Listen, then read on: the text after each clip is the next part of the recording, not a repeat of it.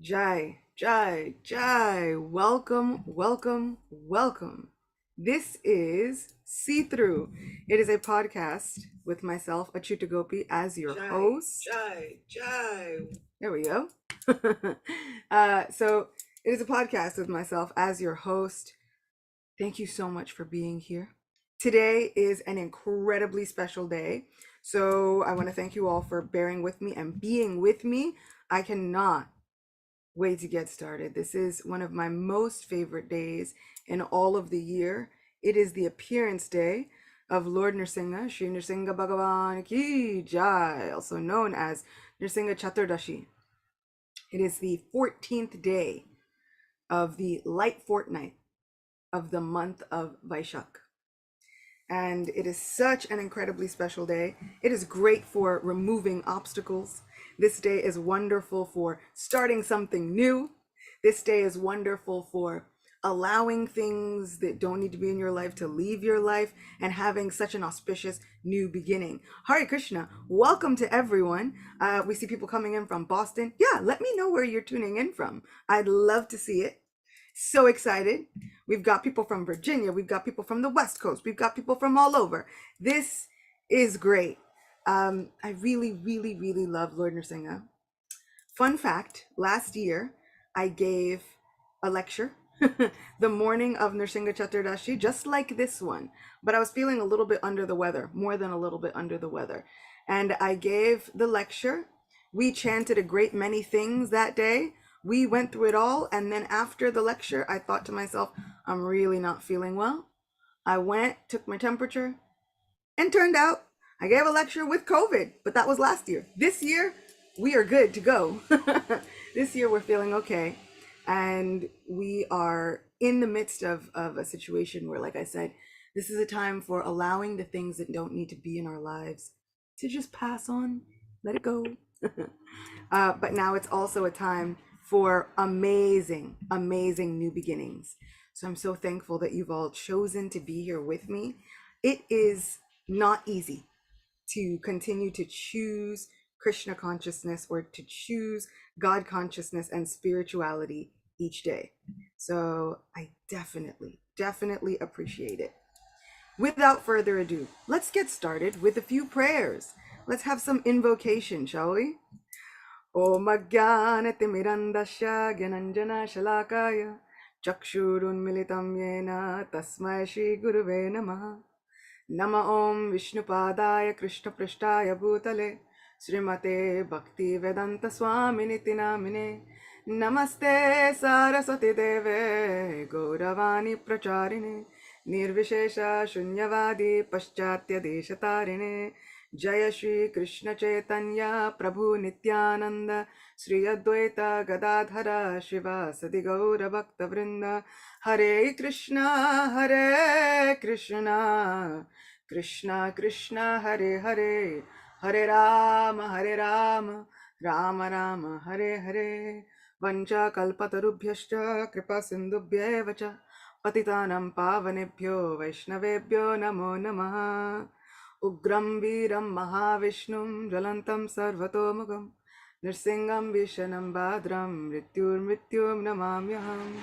Shri Nrsimha Jaya Jaya Shri Nrsimha Prahladesha Jaya Padma Mukha Padma Bringa.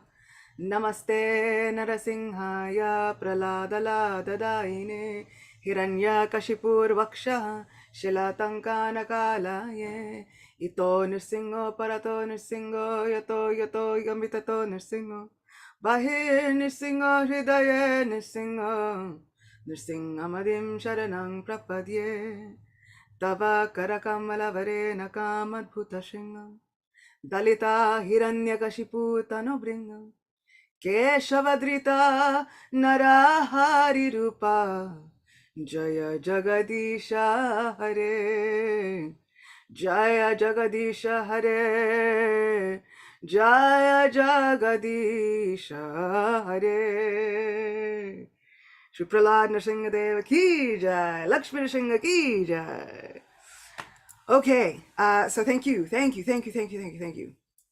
So good to be with all of us, all of you, in an august assembly of Vaishnavas. We already have a question about what kind of almost is the benefit of worshiping Lord Nrsimha. We will get to that at the end. We will be, I'll be reciting for all of you in English the Nrsimha Kavacha Stotram. So we'll get to all of that, and it will tell you all of the benefits for worshiping Lord Nrsimha. Today is such an auspicious day. If you do anything, of course, being here in this assembly is enough. And if you want to go search the internet, there are bathing ceremonies of Lord Nrsimha, there are kirtans, there are prayers, there are fire yagyas and sacrifices happening. Be part of as many things as you possibly can. This is giving us all life and spreading auspiciousness throughout our entire existence. It's almost like we get to have a bit of a rebirth. So let's see. We have been journeying through the story of little Prahlad from the Srimad Bhagavatam, from the 7th canto, using as our medium. We've been using a retelling of the Srimad Bhagavatam done by Krishna Dharma Prabhu. And Krishna Dharma is a wonderful disciple of Srila Prabhupada, and he has been making these retellings available. So we're going to continue with that retelling. But just so that everybody knows where we are, I will put the link to obtaining this book on Amazon, and I'll put that in the chat boxes on both Zoom and on YouTube. So now that that's in there, 7th canto, Srimad Bhagavatam. We heard yesterday Prahlad was preaching in his little 5-year-old self. He was preaching to all of his friends at school. He was preaching to the teachers. His father was very upset. His father tried to kill him in a multitude of ways. So many. So, I like it. We've got so many people tuning in from so many different places. We've got Indianapolis, Indiana. We've got Washington, D.C. Nice. We've got Uttarakhand and Haridwar. That's so nice. I visited Haridwar last September, and we'll be going again in the end of September, early October. We've got people from Boston, so thank you. All over the world, literally. Wonderful to spend this festival day with all of you. Feels like a festival. So Prahlad was preaching to everyone that he knew, fearlessly, even though if it were me, I would be thinking, why not just lay low for a bit? Maybe hide it. Maybe, save your own life, Prahlad. But he was so drawn to Krishna that he just could not help but preach his glories again and again and again. So, as Prahlad was spreading the glories of Lord Vishnu all throughout the 3 worlds, I pray that this festival spreads happiness and joy to the hearts of all who are watching all across the world. So now we've arrived at chapter 7 in this 7th canto, learning what Prahlad learned in the womb.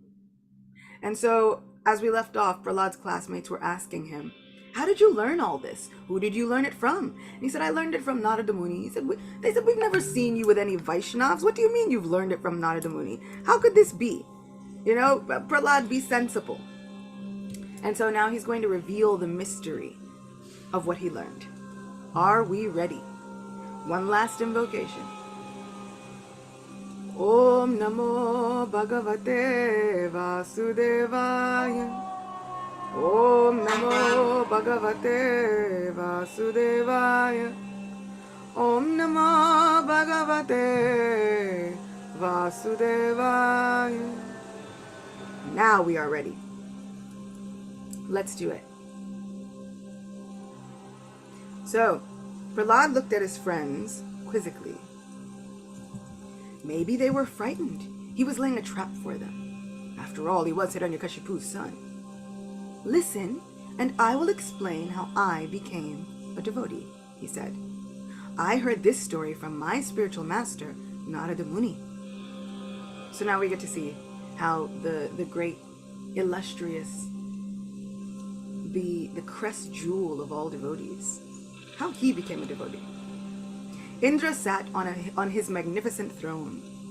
On either side sat Surya, the god of the sun, Chandra, the lord of the moon, Vayu, the lord of wind, and Agni, the lord of fire. I do not understand it, said Indra. For a long time, those two sons of Kashyap caused us nothing but trouble. I would have thought that after Hiranyaksha's death, his brother would have wreaked havoc in the universe, but things have been peaceful for years now. There's been no sign of Hiranyakashipu. I can't understand why. Oh, I know why, said Surya. He's gone to Mandarachala mountain to perform severe austerities. Really, said Indra. Maybe we should wipe out the other demons before he comes back. I don't think he'll be back, said Vayu with a laugh. What do you mean? Let's go to Mandarachala and you can see for yourself. The gods left at once, arriving at the great mountain. Indra looked around but could not see Hiranyakashipu anywhere. He turned to Vayu. Where is he? Vayu pointed to a giant anthill. He's been buried under that for years. An anthill? Ants can devour even great serpents, exclaimed Indra. There's no way he can survive such an ordeal. That's what I was thinking, said Vayu. Surya smiled. He inflicted much misery on others. Now the reaction to his sins has destroyed him. I still think we should wipe out the other demons before another becomes too powerful, said Indra. The other gods voiced their agreement. Yes, let's finish them once and for all, said Vayu. Returning to Amravati, Indra rallied his forces and advanced on the demons' cities. Fight boldly, he told the other gods. In the absence of their leader, the demons will be weak. Blowing their conches, the celestial forces descended on the Daitya barracks. Taken by surprise and struck with terror because of the unprecedented ferocity of the gods' attack, the demons fled. Abandoning their homes, wives, children, and prosperities, they scattered in all directions. As the last of the Daitya soldiers disappeared into the distance, the gods shook their weapons in the air and cheered. Come, said Indra, let us see what riches they have left behind. Only women now occupied Hiranyakashipu's palace, so when the gods marched in, they confiscated all his riches with no resistance. Storming from room to room in the elation of victory, they came upon Hiranyakashipu's heavily pregnant wife, Kayadu. She stood up regally and chastised them. These are the women's quarters. You have no right to enter. Be gone with you. Indra barked, Be quiet, woman. Turning to the other gods, he ordered, Arrest her. Crying like an osprey, Kayadu tried to escape, but Surya and Chandra seized her by each arm and forcibly dragged her from her apartment. Hearing the commotion, the great sage Narada, traveling nearby, came there and saw the distraught Kayadu being roughly pulled onto Indra's chariot. She was calling out piteously, Help me! Please, someone save me! Narada ran toward them, rebuking Indra. Great king of the gods! Release this sinless lady. She is the wife of another and does not deserve to be so mistreated. Greetings to you, great sage, called back Indra. We will not harm this woman. She is carrying Hiranyakashipu's child. Once he is born, we will release her. What do you plan to do with her child? Asked Narada. Kill him, of course, said Indra. We need no more of Hiranyakashipu's mischief in the universe. So this was always a huge point for me. We've been talking about the good guys and the bad guys and spiritual people and demoniac people and how we have to judge a tree by its fruit. We have to not just look at what people say, but look at their actions. The celestial demigods are worshippers of Vishnu. They are the good guys, and yet they've now arrested a pregnant woman. And Narada arrives on the scene like, you're not going to harm a pregnant lady, are you? It's like, no, of course not. We're just going to kill the infant. How? How do we reconcile these actions? These are the good guys, right? We have so many stringent rules and laws for what is good and what is considered evil. And we have so many laws. Now there are people who are very much up in arms. You can't kill a baby. What's happening? And so Indra, who is one of the good guys, like, we see how Hiranyakashipu has moments where he is very, very layered and multifaceted. He is not always evil and demonic. And we see even Indra, who's the king of the heavens, a worshipper of Lord Vishnu, the very older brother of Vamana, who is the Supreme Lord. So he's the brother to the Supreme Personality of Godhead.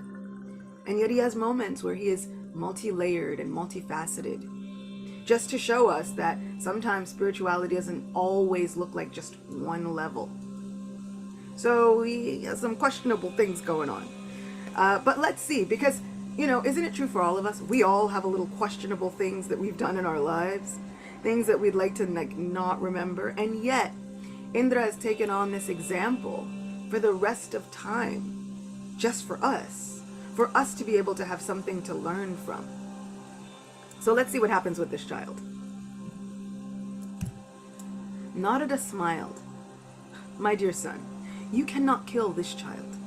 He is a great devotee of Vishnu, completely faultless and without sin. Fully trusting Narada, Indra leapt down from his chariot and offered Kayadu his outstretched hand.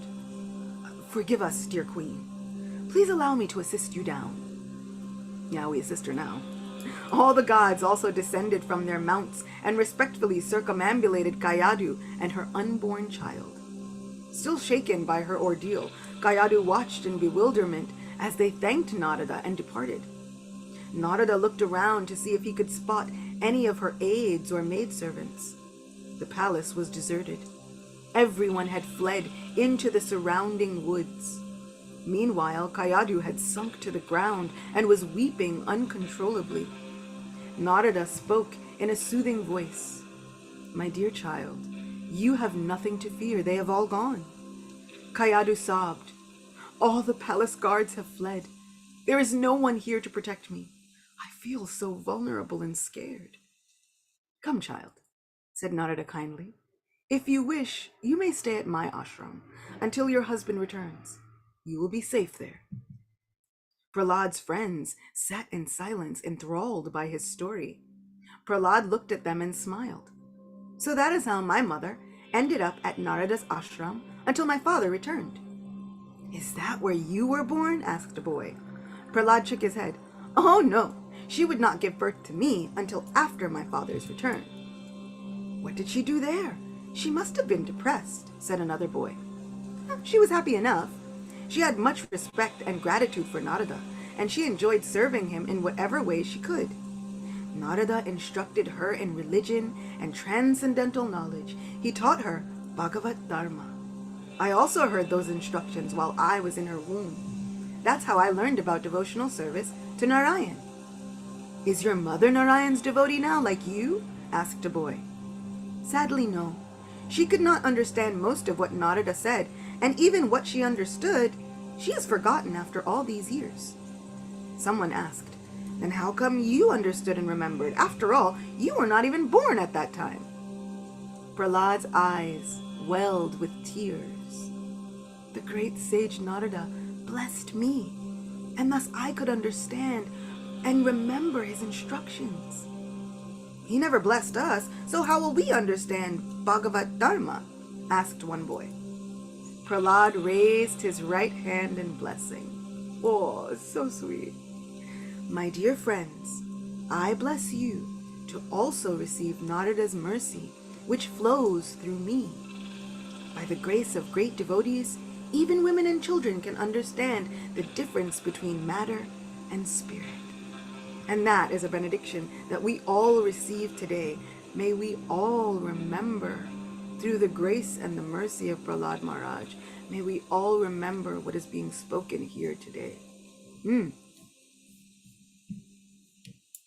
A boy asked, what is that difference? Prahlad said, the body undergoes 6 changes. It is born, stays for a while, grows, changes, dwindles, and then dies. The soul within the body never changes. The boy frowned. If the body changes, how does the soul not also change? Prahlad pointed at the fruit orchard on the school grounds. See those trees? Their fruits and flowers appear, grow, and dwindle with seasonal changes, then disappear. But the tree does not change. It stays the same throughout. It's like that with the soul and the different bodies it inhabits. "What is the soul within the body?" said another boy. "There are two souls within each body. One is the small individual soul who resides in only one body. The other is the super soul who lives in every body. Both are spiritual, but the super soul is infinite and the individual soul is infinitesimal. Neither is born, dies, nor deteriorates, nor are they affected by any material condition. These two souls are conscious of the bodies they inhabit, and they are the foundation and shelter of everything." An older boy said, "Is it not the body that is the shelter of these souls?" "No, it may seem that way, but in truth, the material body depends on the two souls' presence for its existence. Unlike the material body, neither of them ever changes. The super soul is self-illuminated, the ultimate cause of all existence, and he permeates everything." "What does self-illuminated mean?" asked a boy, because after all, these children are like 5 years old. And so Prahlad is using all of this fancy language. How incredible. "It means that we can only know him when he reveals himself. Some say that the individual soul is also self-revealing because its existence in the body is self-evident. Since these two souls are distinct from matter, they are never affected by it. By meditating on their qualities, we will attain spiritual perfection, and then we will see we have nothing to do with matter." "What exactly is matter?" asked another boy. "It comprises 8 of the Lord's separated energies, plus the 3 modes of nature and 16 transformations of these. Within all of these, the soul sits as an observer. All the great spiritual teachers say these material energies condition the soul." Several voices spoke at once. "What are separated energies? What do you mean by separated? What are the 3 modes? What are 16 transformations?" Prahlad put up both his hands. Patience. "I'll answer your questions one at a time. The separated energies are Prakriti, Mahatattva, Ahankar, and the 5 Tanmatras. From the interaction and transformation of these come the 3 modes of nature: goodness, passion, and ignorance. These further interact to produce the 11 senses and the 5 gross material elements I referred to as the 16 transformations." Boys again began to speak, but Prahlad again held up his hands. "Let me finish answering what you've already asked before you ask any more questions. One of you asked what I mean by separated." "That was me," called out another boy. "I shall explain. Take milk, for example. It is the separated energy of the cow. It comes from the cow's body, but it is not the cow.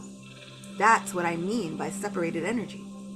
The boy said, "So the separated energies come from Narayan, but they are not him." Prahlad said, "Or to be more precise, they are both Narayan and not Narayan simultaneously. Is that clear?" "I think so," said the boy, rubbing his chin. "I still don't understand what the separated energies are," said the boy who had asked the question. "What is Prakriti and Mahatattva, Ahankar, and the 5 Tanmatras?" "Prakriti means nature or energy. The Lord has 2 types of nature, superior and inferior. The superior nature is spiritual, and the inferior nature causes material existence. At first, the material energy is inert. She has no independent power to do anything.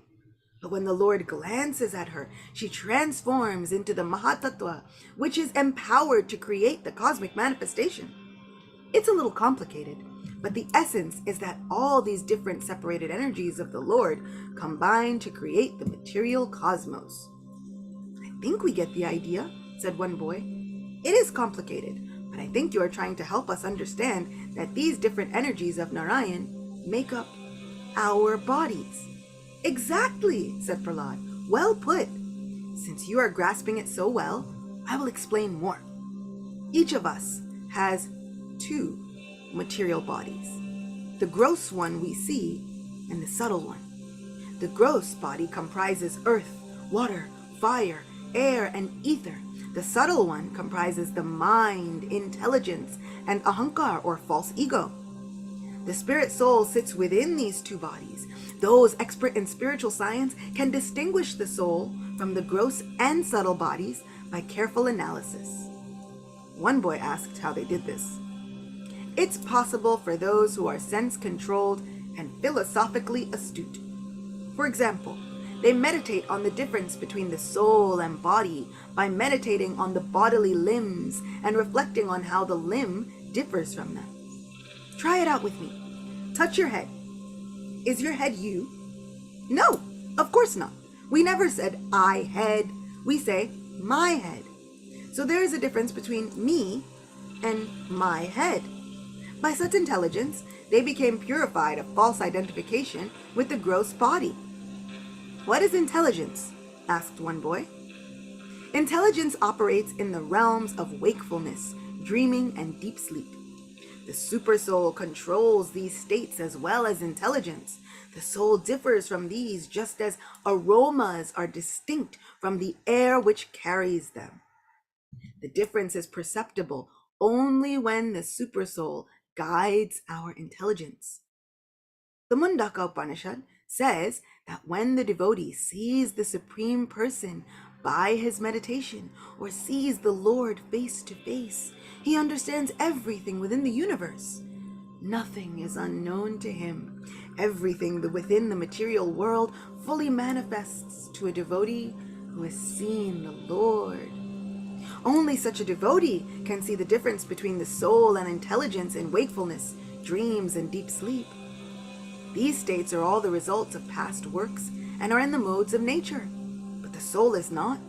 Material intelligence keeps one bound in worldly existence, which is temporary and full of miseries.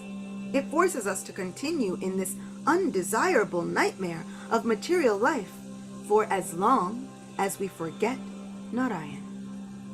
So there's so much knowledge here, and there's so much that Prahlad has spoken about, and it gets a little bit esoteric.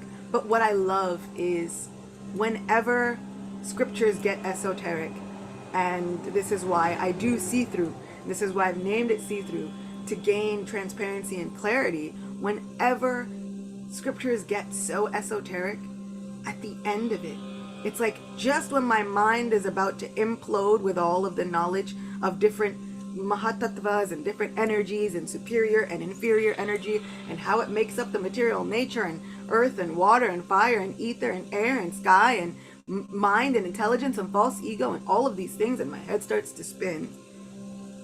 All of a sudden there is like the sun that dissipates all of those clouds of confusion and trying with so much effort to understand, and that sun is simply seeing the Lord face to face, which we can do through chanting, which we can do through reading these Bhagavatam scriptures.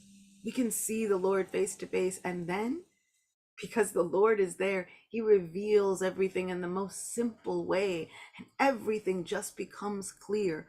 All we have to do is love our Supreme Friend. That's it. Whether we think that we are able to grasp this knowledge or not, whether it makes our head spin or whether we are like rocket scientists of devotion and spiritual technology and we can grasp it in a second, once we see the lotus, beautiful lotus-like face of the Lord, everything becomes clear. And it doesn't take so much endeavor to do that. We're already doing that right now. So as we are reading together, as we are hearing, can we envision the beautiful face of our dear Supreme Friend with us, sitting beside us, here with us? Can we feel his divine presence? Then it'll make it easier to understand everything, because I'm kind of understanding that on my own, I can understand nothing. Even with the blessings of Prahlad that we just got at the beginning of this section, I'm still having a little bit of a hard time. But it's getting clearer. It's getting there. There was quiet for a while, as the boys reflected on Prahlad's words. Then one of the older boys murmured, "I want to wake up. I don't like this nightmare. I don't want to suffer anymore." Oh, and isn't that true for all of us? I've said so many times, I want to go home, and home is the spiritual world. You're right. Dear boy, little boy, I want to wake up. I don't want to be in this nightmare anymore. Me neither, said the others. That is why, my dear friends, I urge you to connect with Krishna. Such connection will destroy the ignorance that keeps your intelligence fixed in material wakefulness, dreaming, and deep sleep. Many voices called out, asking how they could connect with Krishna. Prahlad said, there are many methods for purifying the intelligence, but Krishna teaches us the best way. By this process, we develop our love for him. Teach it to us, Prahlad, said several boys. First, we must accept the guidance of a bona fide spiritual master and serve him with great devotion and faith. We must hear about and glorify Krishna in association with saintly devotees, meditate on his teachings, and worship him in the deity form. We should also treat every living entity with consideration, remembering that the Supreme Lord dwells in every material body, even those of animals and lower species. One boy said, do you mean everyone is God? No. As I explained, there are two souls in each body, the individual soul and the super soul.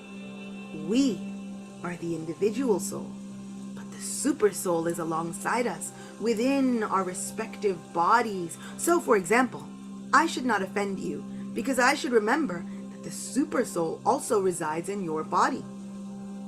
If I do all this, will I become like you? Will I also love Krishna and always be happy? Asked one boy. Prahlad smiled. First, we must conquer the enemies within us. We have enemies within us? Exclaimed one boy. Oh yes, unfortunately we do. Lust, anger, greed, illusion, madness, and jealousy. Once we defeat these enemies, our love for Krishna will manifest. Another boy said, how can we tell if we actually love Krishna or we just think we love him? And isn't this a question we all have? How do I know that I'm actually advancing? How do I know that I actually love Krishna and not just think it in my mind? Well, said Prahlad, the first and most important symptom is to control our senses.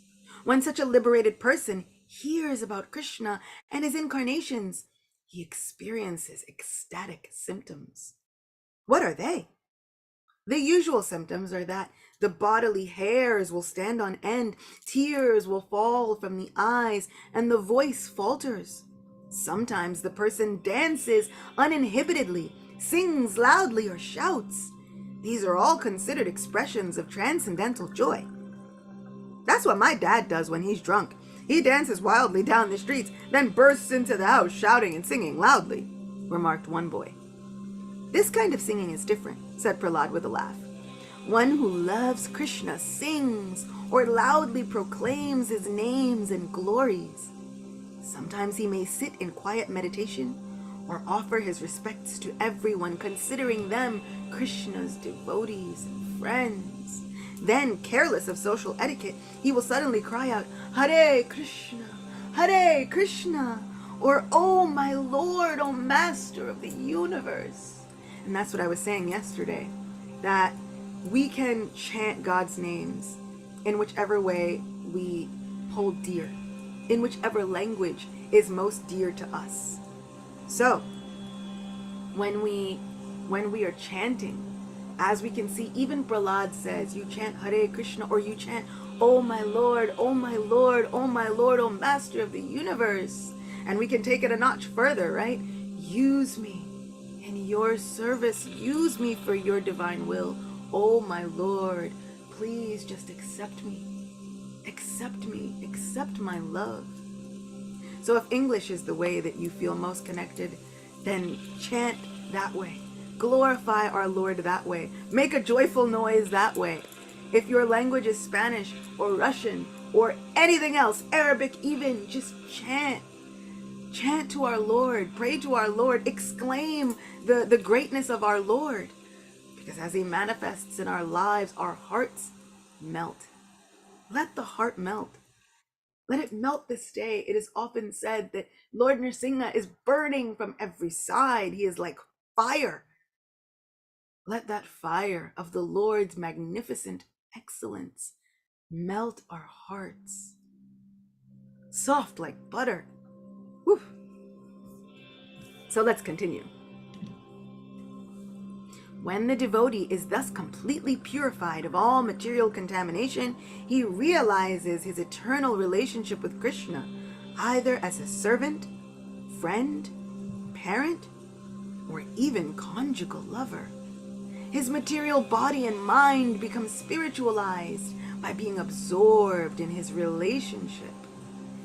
This is what I love about bhakti, or this devotional, loving service to the divine. Here, within the bhakti tradition, you can become an intimate lover of God.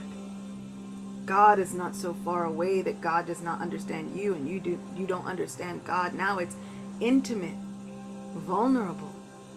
It is so close, closer than our very own hearts. What a blessing. What a benediction. What does that mean? Asked a boy. Have you ever seen a horseshoe being made? Asked Prahlad. Half a dozen boys put up their hands. Have you noticed what happens to the horseshoe once it is placed in the furnace for a while? It gets really hot. Does it look like metal anymore? It's red like fire. What happens if you touch it to something? It will burn it.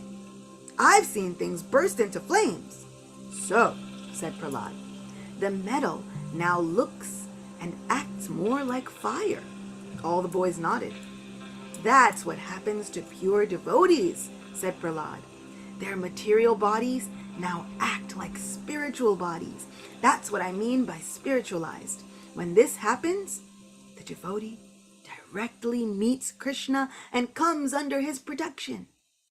Does that mean he is always happy? Oh yes, he experiences ecstasy, said Prahlad. A boy who had been quiet now spoke. My dad says this material world is a place of suffering and that any intelligent person will try to get out. He does Ashtanga yoga because he says he will eventually merge into the Brahman where he will be happy and not have to return. Your father is very intelligent to want to escape the repetition of birth and death.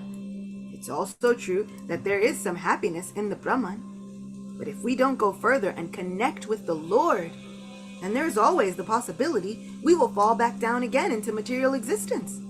However, once we establish our eternal loving relationship with Krishna, either as his servant, friend, parent, or beloved, our happiness is so complete that we will not fall again into material existence. Therefore, my dear friends, if you desire everlasting joy, please immediately start worshiping the Lord in your heart. The wonderful thing is, it is so easy to worship Krishna. Like space, he exists everywhere, including in our hearts. We can easily contact him. Indeed, as soon as you hear about him, you immediately connect with him, and you achieve the same result by glorifying, remembering, or serving him. The path to suffering, sense gratification, is fraught with difficulties. You must work so hard to procure money, to visit clubs, restaurants, casinos, bars, etc. Why should we cultivate addictions that are difficult to satisfy and simply increase our suffering when the path to happiness, devotional service, is so easy and trouble-free?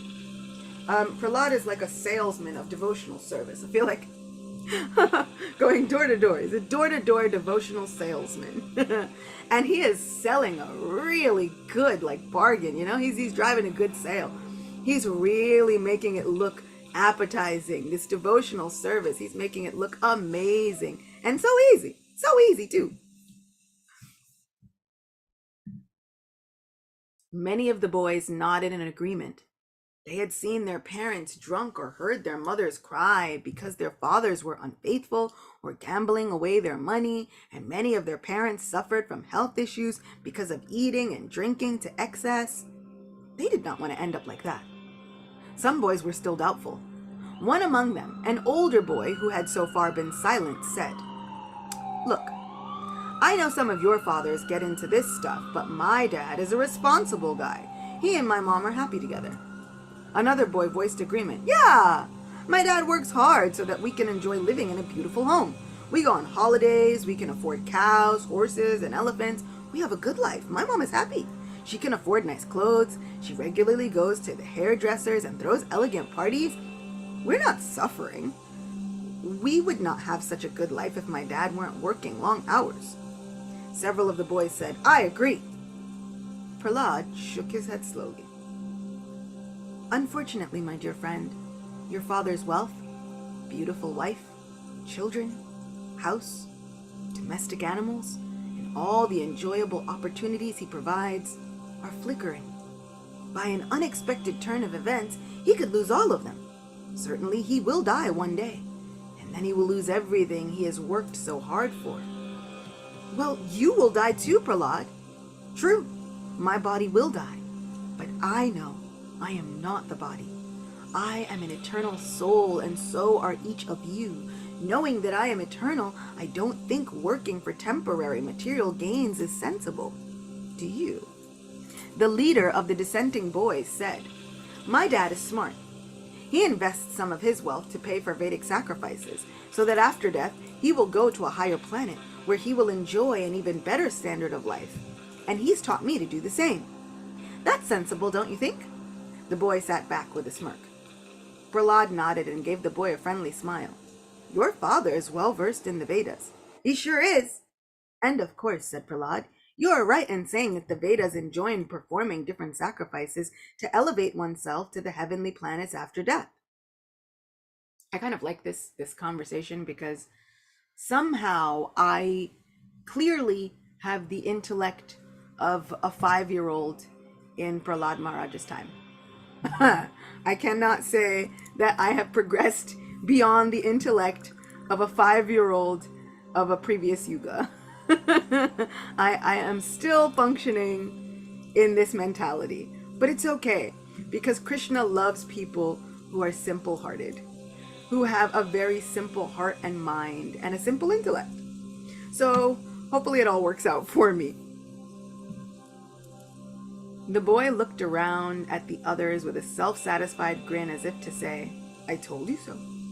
Prahlad said, however, even life in heaven is not without problems. They too suffer. Ask any gods and they will all tell you how much they are suffering at my father's hands. Yeah, because he had imprisoned them all. Even if you are there during a trouble-free period, life there is also temporary. Therefore, I say, it's not the goal. It's not the goal we should aspire for. Connecting with Krishna has no disadvantages. Everyone who has gone to him has enjoyed everlasting, unadulterated happiness. That's why, my dear friends, I urge you to worship him with great devotion. The dissenting boys glanced at one another. Prahlad seemed to have all the answers, but his points were good. They turned back to him as he continued. Many seemingly intelligent people work for individual and collective economic development, but are continually frustrated. Don't we see this? We see it in stock exchanges. We see it in corporate businesses. There are people working long hours, doing what they think will bring them the greatest happiness and accumulating wealth and economic development, but they're totally depressed. They're filled with anxiety. They're hurting, and sometimes hurting themselves. Plans for material happiness result in suffering, both in this life and the next. The Vedas testify that this is inevitable. Prahlad spoke kindly. There was no hint of pride in his voice. He truly wanted to help all his friends be happy. It's natural that every conditioned soul wants to increase their happiness and decrease suffering. Everyone acts with this aim. So it's natural that we should be trying to be happy. Sometimes we might think, oh, there's nobody should try to be happy. Just be detached from both happiness and distress. But it's natural for the soul to yearn and try to extend their happiness. We should not try to eradicate the things that are actually natural to our souls, because trying to work against the soul is like trying to swim against the current of all of life, and that is so difficult. Better that we simply dovetail is the word that Srila Prabhupada would often use. We just kind of guide that yearning for happiness in the right direction. So let's hear what Sri Prahlad has to say about that. Unfortunately, people do not realize that the way to be happy is by not focusing on our pleasure. Indeed, the pursuit of our selfish happiness causes our distress. How can that be? Asked the dissenting boy. Well, said Prahlad, we make so many plans and work hard to secure a comfortable situation for our body, but we forget that ultimately our bodies belong to others. The boy frowned. To others? How? Consider this, said Prahlad. When we die, either vultures, wild dogs, or worms will eat our body. So really our body belongs to them. After death, we must take another birth and again struggle to make the body comfortable. Like this, we waste our time trying futilely to acquire paraphernalia to comfort one body after another. Since our bodies will become either stool or earth, what is the use of all this endeavor? How will our wives, mansions, treasury, relatives, servants, friends, animals, or even kingdoms and ministers help us at death? They too will rot away and perish. They all seem very important when the body exists, but they lose all value as soon as it is destroyed. Only the ignorant person who foolishly thinks he is the temporary body desires such material possessions. By investing our time and energy in serving Krishna, we can experience an ocean of eternal bliss. Therefore, my dear friends, I urge you not to be attached to temporary things. Instead, awaken your relationship with Krishna and become eternally happy. I'm still not convinced, objected the dissenting boy. By working hard, we can be happy during each life. That is surely desirable. Other boys murmured in agreement. My dear friends, you are sons of materialists. Please consider how our present body results from our materialistic work in previous life. The work you do in this life to secure material pleasure will also cause your rebirth in another body after death. Since you keep working for the satisfaction of your body, you must keep taking birth. Please tell me then, what is really in your interest? When you could use this life to end your repeated birth and death, is it wise to neglect our spiritual development and continue in this cycle? The Vedas say, by performing our religious duties, we can enjoy wealth, sensual gratification, and liberation, replied the boy. What's so wrong with that? Success in anything depends on Krishna's sanction. And all religions say this one. Not a blade of grass moves without the sanction of the Lord. Therefore, my dear friends, knowing that the results depend on Him, not on your efforts, follow His devotees' examples and execute your duties for His satisfaction. We are all very dear to Him, and He to us, because His spiritual energy manifests us, and His material energy is our bodies. Not only is He most affectionate toward us, but He is also the supreme controller. So this is very interesting. Prahlad is saying that all of us are dear to the Lord, and He's speaking to demons. Now, would we be willing to say that to people that we think are demonic? People that we have seen do horrible and heinous things. Would we be able to look at them and say, but you are still dear to God, no matter what you've done? Do we see that there is a soul within that body? A body that is covered by the mind and the intelligence and the false ego that tells me I must oppress others or I will be oppressed. I must protect my position at all costs. Do we see that there is a soul there who is apart from all of that, and that soul, not exactly the person's body and even the intelligence that makes them do all of those horrible things, do we see that there is a soul apart from all of that that is still so dear to God? It reminds me of the compassion of every single great saint. Every single spiritual seeker has understood the truth. And Bhagavad Gita says, when you are a knower of the truth, you see with equal vision, because we understand that in every single body there is a soul. And we want to let people know, like Prahlad Maharaj, no, you don't have to suffer. Because we are all suffering the discomforts of these material bodies. All of us. There is no one who can say, yeah, there's absolutely no discomfort in my body whatsoever. There's always going to be some discomfort. There's always going to be something from the material modes, right? We were talking about the threefold miseries of material life yesterday. Miseries by others, miseries by nature, miseries of the own body and mind. There's always going to be some discomfort, some dis-ease. But can we see apart from all of that? Because that's where the compassion and the forgiveness lives. In seeing that there is a soul there. It does not condone other people's horrible activities. And indeed, material nature doesn't condone it either. There will be karmic reactions. There will be a balance of things. But that will happen even without me. That will happen without my not forgiving someone. That forgiveness, that compassion is for me. It is for me to get dearer to my Supreme Lord. Because not only is there a super soul in their heart who can see my actions, but there's my super soul in my heart that can see my actions.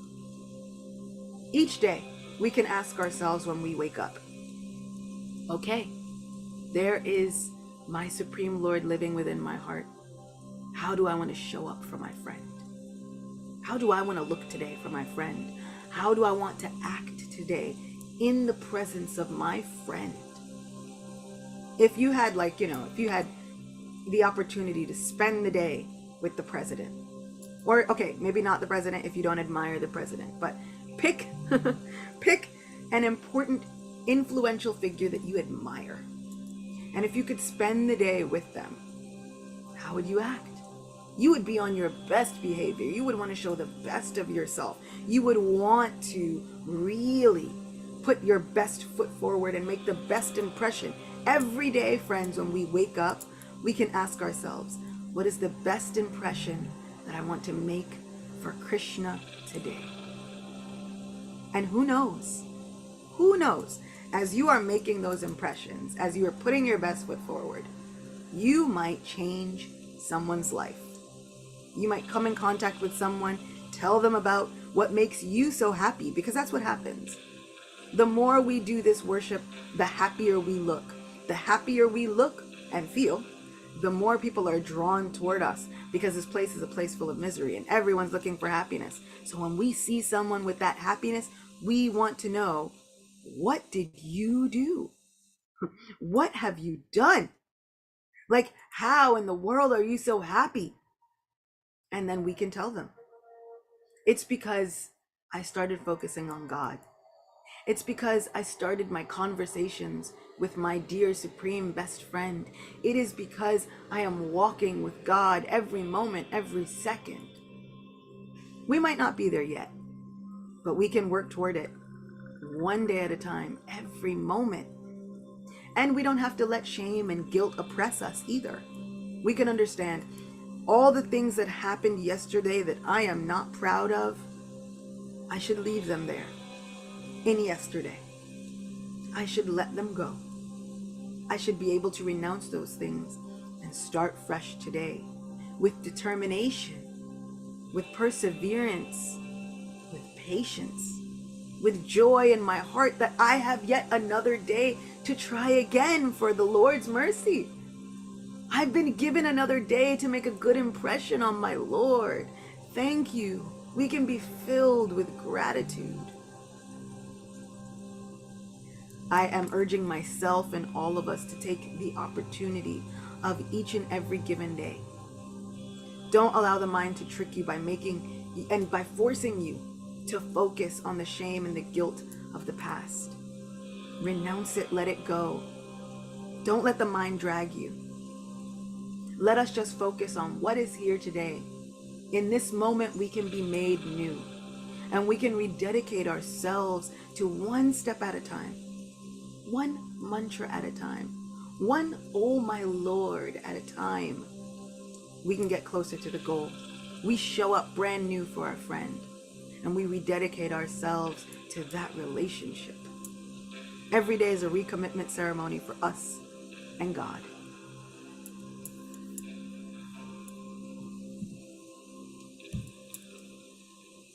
So one boy now says, Krishna may love you, but my dad says he hates our race. Right? After all, they are demons.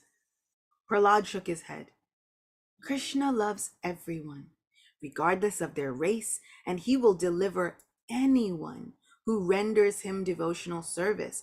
Everyone can become as dear to him as my spiritual master and I am.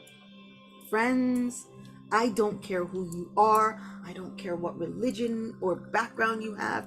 I don't care what caste, creed, color, geographical location, race, whatever it is. I don't care who you are.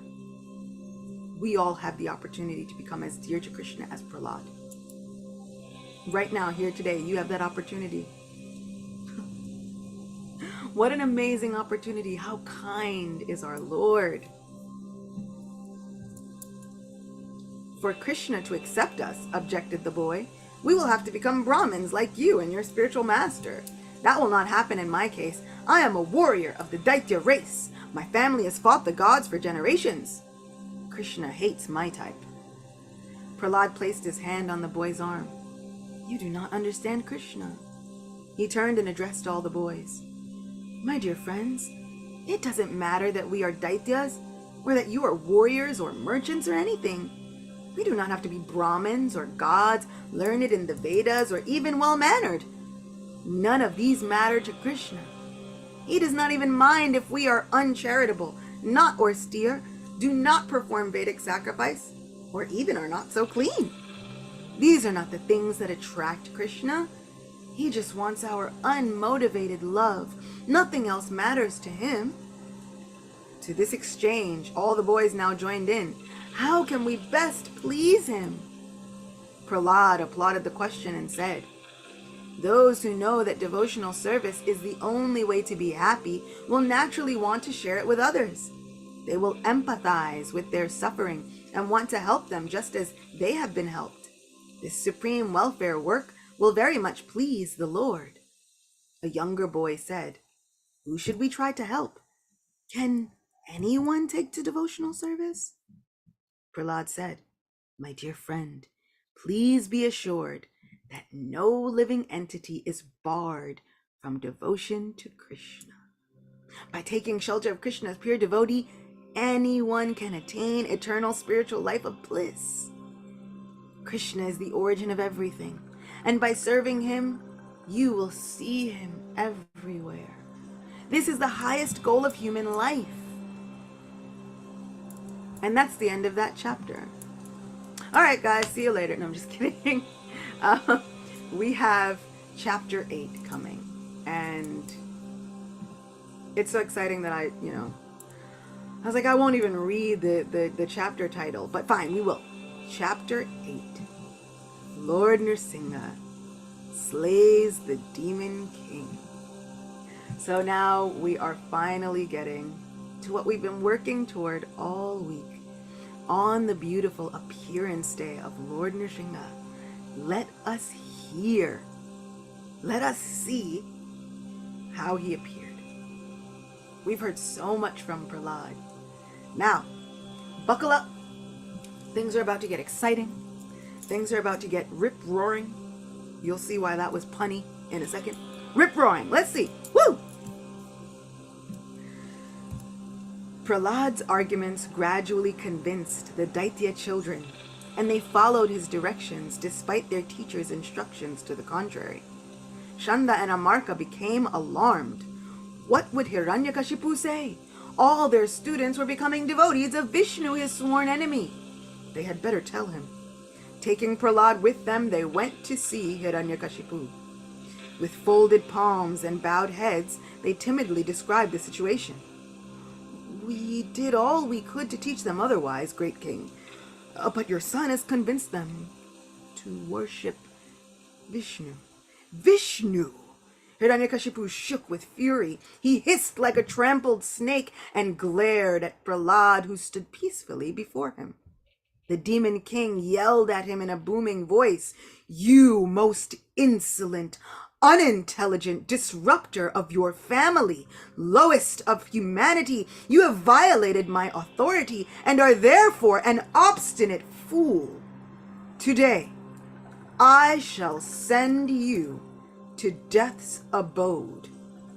The demon declared that even the gods feared him. "By whose power have you become so impudent to overstep my rule?" Prahlad tried his best to reason with his father. "The source of my power is also the source of yours, father. Indeed, he is the source of everyone's strength. The power of the senses, mind, and body depends on him. He creates, controls, and annihilates the cosmos."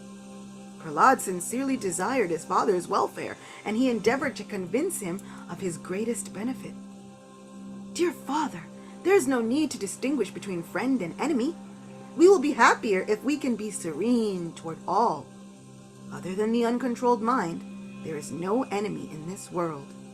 The whole assembly, including Hiranyakashipu, listened in stunned silence. No one had ever dared to speak to Hiranyakashipu this way. With great love, devoid of fear, Prahlad was instructing his father, who could not brook even the slightest challenge to his authority. "Dear father, many have vainly tried to become lords of this world, but ultimately they were defeated by eternal time. Give up this foolish attempt. Instead of conquering others, conquer the enemies within yourself: lust, anger, greed, illusion, madness, and jealousy. One who has subjugated these 6 enemies and is equipoised toward all living entities has no other enemy. Only due to ignorance do you think otherwise." Hiranyakashipu looked like a volcano about to erupt. Every vein in his face and neck bulged. His face turned a deep crimson, and hate filled his bloodshot eyes. It seemed fire and smoke were emanating from his nostrils and ears. Suddenly, he leapt from his throne, drew his sword, and rapidly, bearing down on his small son, he bellowed, "How dare you speak to me like that?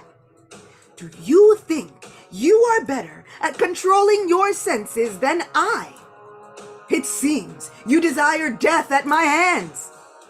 Grabbing the child by the throat, he hoisted him to face level and yelled into his face, "Most unfortunate Prahlad! You have always described a supreme being other than me, a being above everything, who controls everyone, who is all-pervading. What complete nonsense! I shall cut off your head. Can your Vishnu save you now? Is he here?" Barely able to breathe, Prahlad whispered, "Yes, father, he is here." Filled with fury and exasperation at his son's stubbornness, Hiranyakashipu shook the small child. "Where is he? Let me see him save you!" he screamed almost hysterically. He pointed to a vast pillar that stretched up to the roof of his palace. "Why do I not see him in this pillar? Is he there? Is he? Answer me, you brat!" Prahlad looked to the pillar. "Yes, father." Hiranyakashipu flung his son down, and turning on the pillar with his raised sword, he screamed, "Then I will kill him!" Hiranyakashipu swung his enormous fist and struck the pillar with a tremendous blow.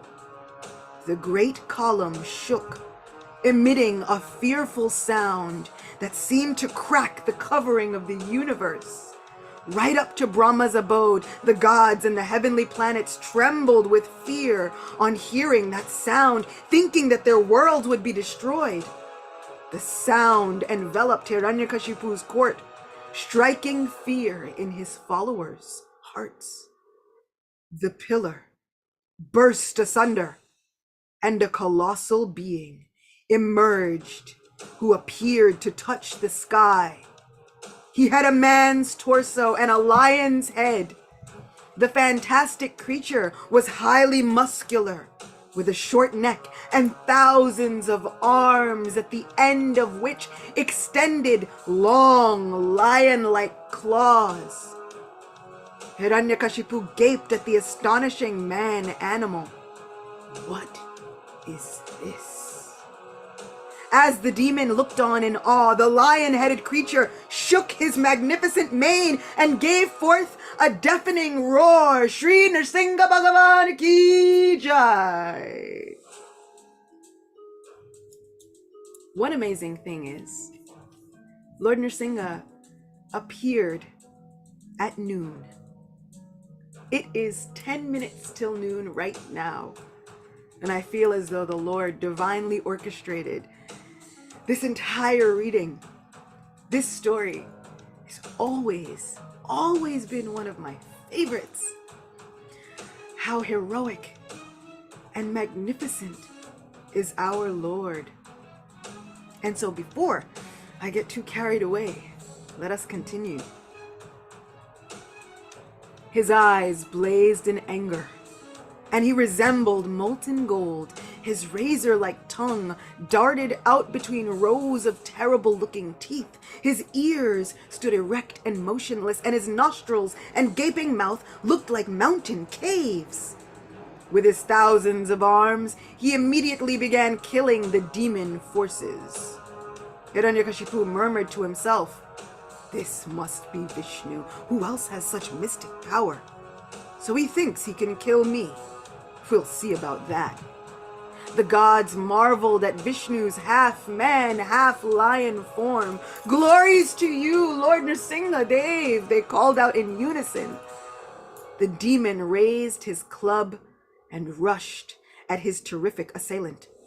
Like an insect entering fire, Hiranyakashipu, the personification of darkness, vanished into his brilliant effulgence. The demon wielded his mighty club and pounded his foe with all his might. It did not move Lord Nrsimha Dev in the least. He roared and seized the demon along with his club as Garuda would capture a snake. As Garuda sometimes plays with a snake and lets it slip from his mouth, Nrsimha Dev allowed Hiranyakashipu to slip from his hand. The gods became fearful and hid behind the clouds. They cried out, "This demon has already taken our homes, and now he will surely kill us if he lives." Hiranyakashipu gazed at his fearsome opponent, from whom he had somehow escaped. It seemed Vishnu, if indeed this was he, was not all-powerful. Perhaps he had released him out of fear. Briefly, the demon leaned against the palace walls, breathing deeply to regain his energy. Then he drew his sword, raised his shield, and with renewed force attacked Lord Nrsimha Dev. He charged the Lord with the speed of a hawk, sometimes approaching him from the sky, sometimes on the ground, ever careful to protect himself with his sword and shield. Nrsimha Dev let out a shrill laugh, making Hiranyakashipu close his eyes out of fear. It's always one of my favorite verses. Nrsimha Dev reached out with lightning speed and again seized Hiranyakashipu. The gods cheered. "Just see how the Lord has captured this demon, just as a snake seizes a mouse or Garuda a venomous snake." They slapped each other's backs in a mood of celebration. Even Indra's thunderbolt could not defeat this demon, but see how Nrsimha Dev subdues him.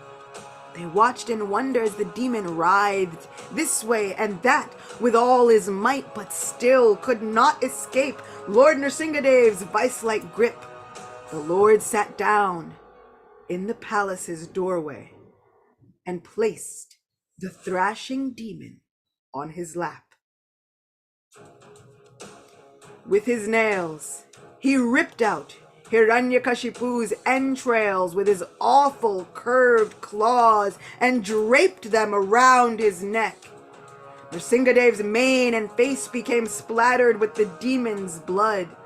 No one could look at his fierce eyes, which burned with a terrible anger. Shri Nrsimha Bhagavan Ki Jai! Shri Nrsimha Bhagavan Ki Jai! Shri Narahari Ki Jai! licking the corners of his mouth with his tongue.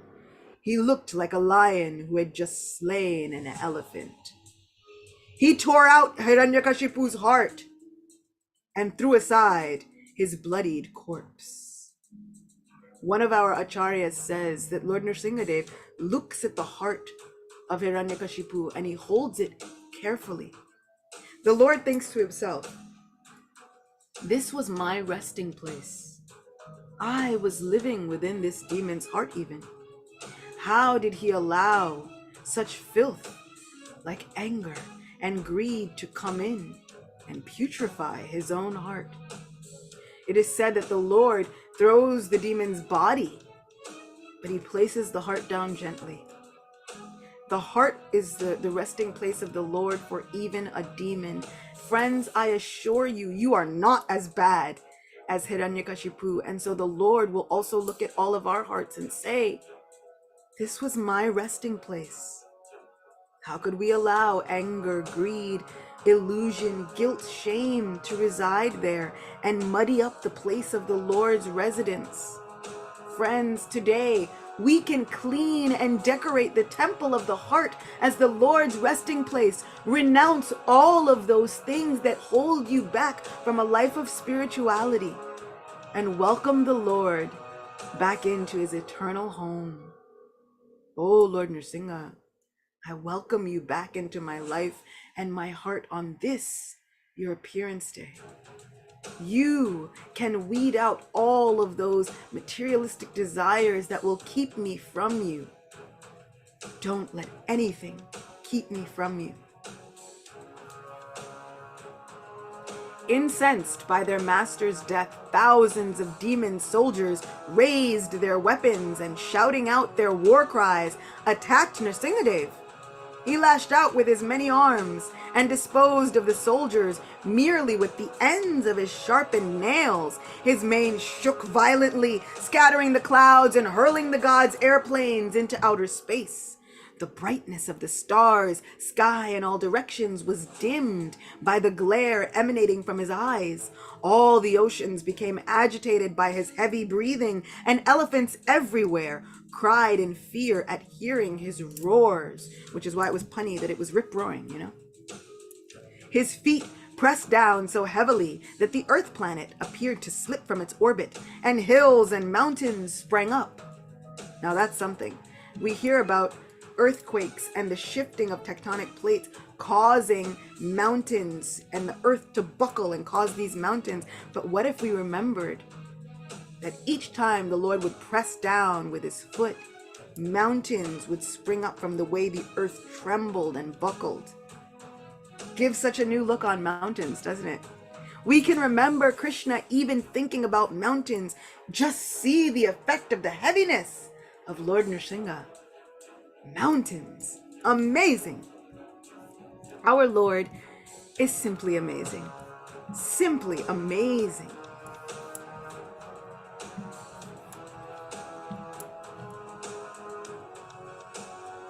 A brilliant effulgence from Nrsimhadev's fearsome countenance emitted. He glanced angrily this way and that to see who would challenge him. No one dared. Even the gods stood nervously at a distance, with bowed heads as Nrsimhadev ascended Hiranyakashipu's splendid throne. Their wives danced with joy and showered Nrsimhadev with flowers from the sky. They called out, "Thank you, Lord, for saving us from this demon. He was like a fever of meningitis in the head of the three worlds." Other celestials crowded the sky with their airplanes to see the Lord. They beat drums and kettle drums. Apsaras danced and Gandharvas sang sweetly. As I've been reading, it was dark and raining at the beginning. And now, just as Lord Nrsimhadev has defeated Hiranyakashipu, the sun is coming out. Nrsimhadev shook his fearful mane and roared ferociously, his anger unabated. Anxious to appease him, the gods, headed by Brahma and Shiva, the celestial sages, and other heavenly inhabitants, and Vishnu's personal servants like Sunanda and Kumuda, offered prayers to Nrsimhadev, who glowed with intense light. Brahma prayed, "My lord, you possess unlimited potencies. No one can understand your pastimes, nor can anyone estimate your greatness. Although you create, maintain, and destroy the material cosmos, you remain unchanged." Nrsimhadev tossed his head and roared. Startled, Brahma and the other celestials took a few steps back. It sounded like a great earthquake. Shiva alone remained unperturbed. "My dear lord, everyone here is frightened. They think your anger will destroy the universe. Please put aside your displeasure until the appointed time for the universal dissolution, when I, into whom you have expanded to express your anger, will destroy everything. Today I will show my rage out of affection for my devotee," replied Nrsimhadev. Ooh. The Lord shows his rage out of affection for his devotees.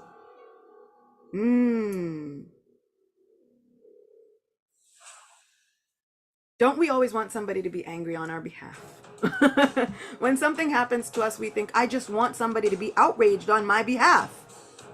The Lord will show his rage out of affection for you. We don't always have to do it. Sometimes we can just rest and know that the Lord will show his rage out of affection for you.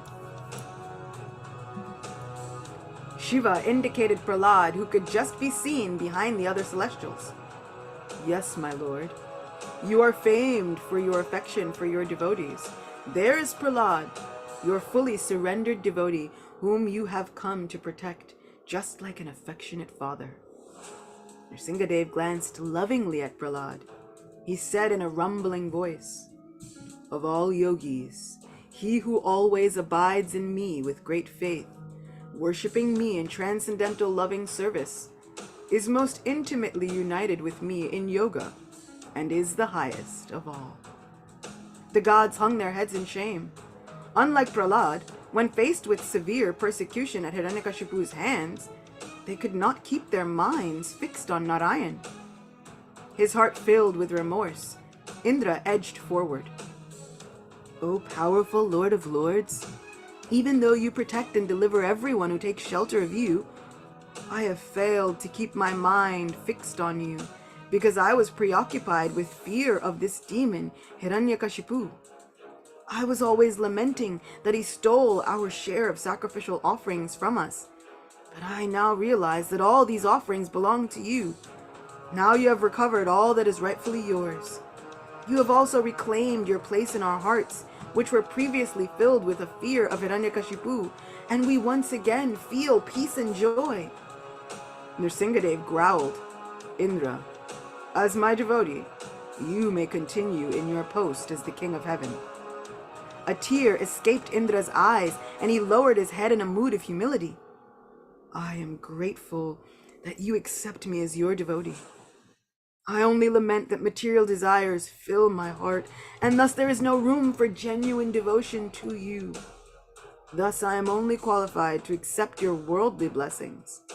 Real devotees like Prahlad, who have no material desires, do not care for high posts, followers, wealth, mystic powers, or even for liberation."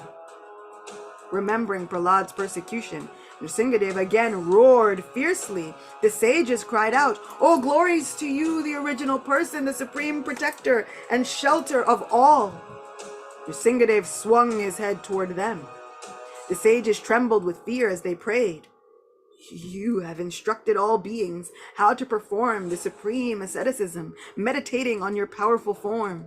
By the power of this austerity, you manifested the universe previously merged in you. Hiranyakashipu had practically stopped this meditation, but you have killed him to protect us and revive this practice."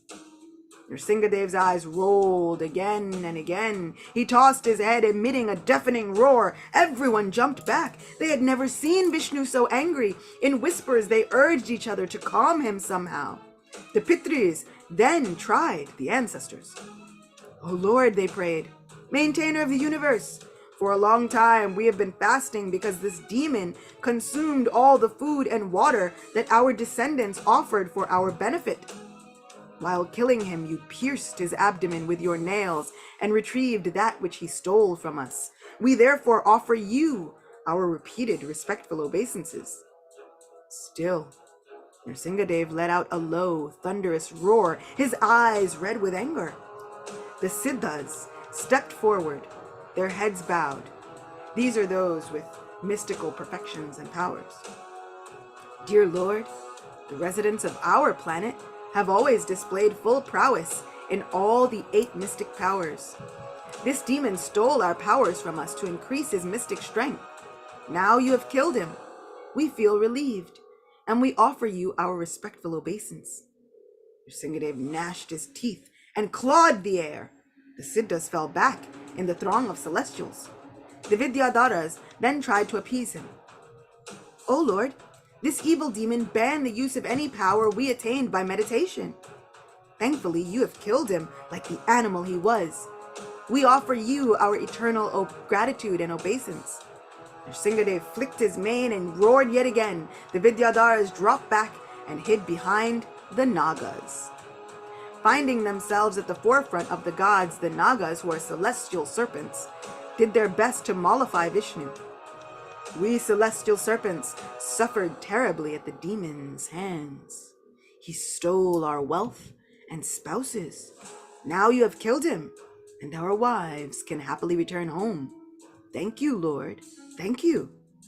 Nrsimhadev continued to roar, his eyes spanning the many celestials present. Brahman noticed his gaze lingering on the Manus, and he urged them to soothe the Lord. These are great kings.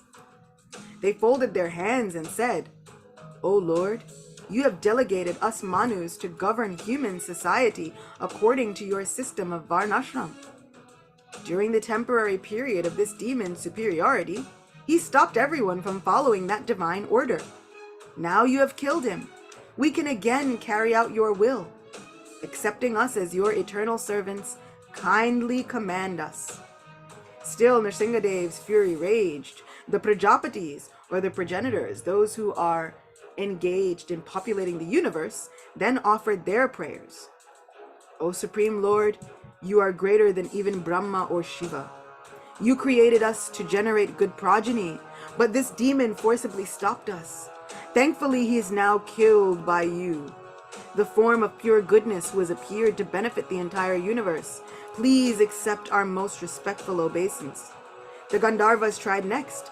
"Our specific service is to glorify you through songs and dance. This upstart Hiranyakashipu made us entertain him. Now you have defeated him and showed that those who oppose you must ultimately fail in their endeavors." The Charanas also ventured forward. "O Lord, this Hiranyakashipu was a source of torment to us. We lived in constant fear of him. Now he is dead. We are relieved of our anxiety. Thus we eternally take shelter of you, for you deliver conditioned souls from the perplexities of material existence." The Yakshas, who often mysteriously live in the forests with many, many different kinds of powers and celestial forms, came forward and made their obeisance. "O Lord, you are the 25th element, the super soul who controls all the other elements of material existence. We are considered the best of your servants because we act only for your pleasure. This demon, however, obliged us to become his palanquin bearers. Thankfully, you killed him, and everyone is relieved that the demon's body is returning to the elements from which it came." Nrsimhadev still seemed unappeased. Each group of celestials tried to assuage him.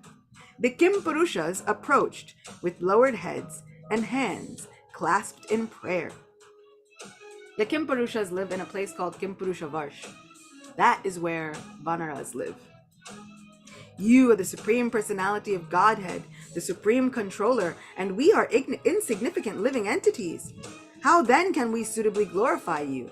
You killed this demon because he disturbed your devotees."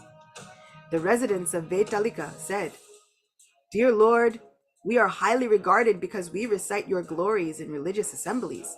By stopping all sacred rituals, this demon robbed us of our respectability. To our great relief, you have destroyed him just as a physician puts an end to one's disease. So everyone is trying to appease the Lord. However, no one is able to do so. So it is very, very, very, very in depth. The Lord's anger is overwhelming for everyone. The Kinnaras said, "O Supreme Controller, we are also your servants, but this demon forced us to serve him instead. He obliged us to work constantly and without remuneration. We too are relieved that you have killed him. We offer you our prayers and respectful obeisance and beg to remain forever under your protection." Nrsimhadev gazed around with crimson eyes emitting occasional roars. Finally, Sunanda and Kumud and Vishnu's other associates from Vaikuntha tried to calm him. "O Supreme Lord, you are the shelter of everyone, including the residents of Vaikuntha. This demon is your eternal servant, Jai, here to assist in your pastimes. When the 4 Kumaras cursed him to take birth in the material world, you advised him to come as your enemy. We know that by killing him, you have shown him special mercy." Despite the celestials' attempts to appease him, Nrsimhadev seemed unmoved. He roared yet again, and the gods and sages coaxed each other to try once more to placate him, but none of them dared approach him. It seemed his anger might consume the universe.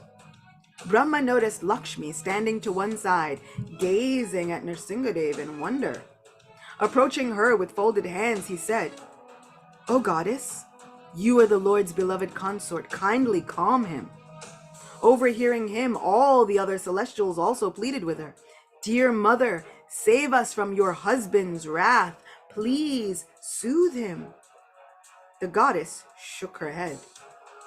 "Even I have never seen him looking so fierce. He is wonderful and magnificent, but I am too afraid to approach him." Seeing Prahlad standing nearby, Brahma bent over and whispered in his ear, "The Lord is angry with your father because of you. Please pacify him, for he has appeared especially for your sake."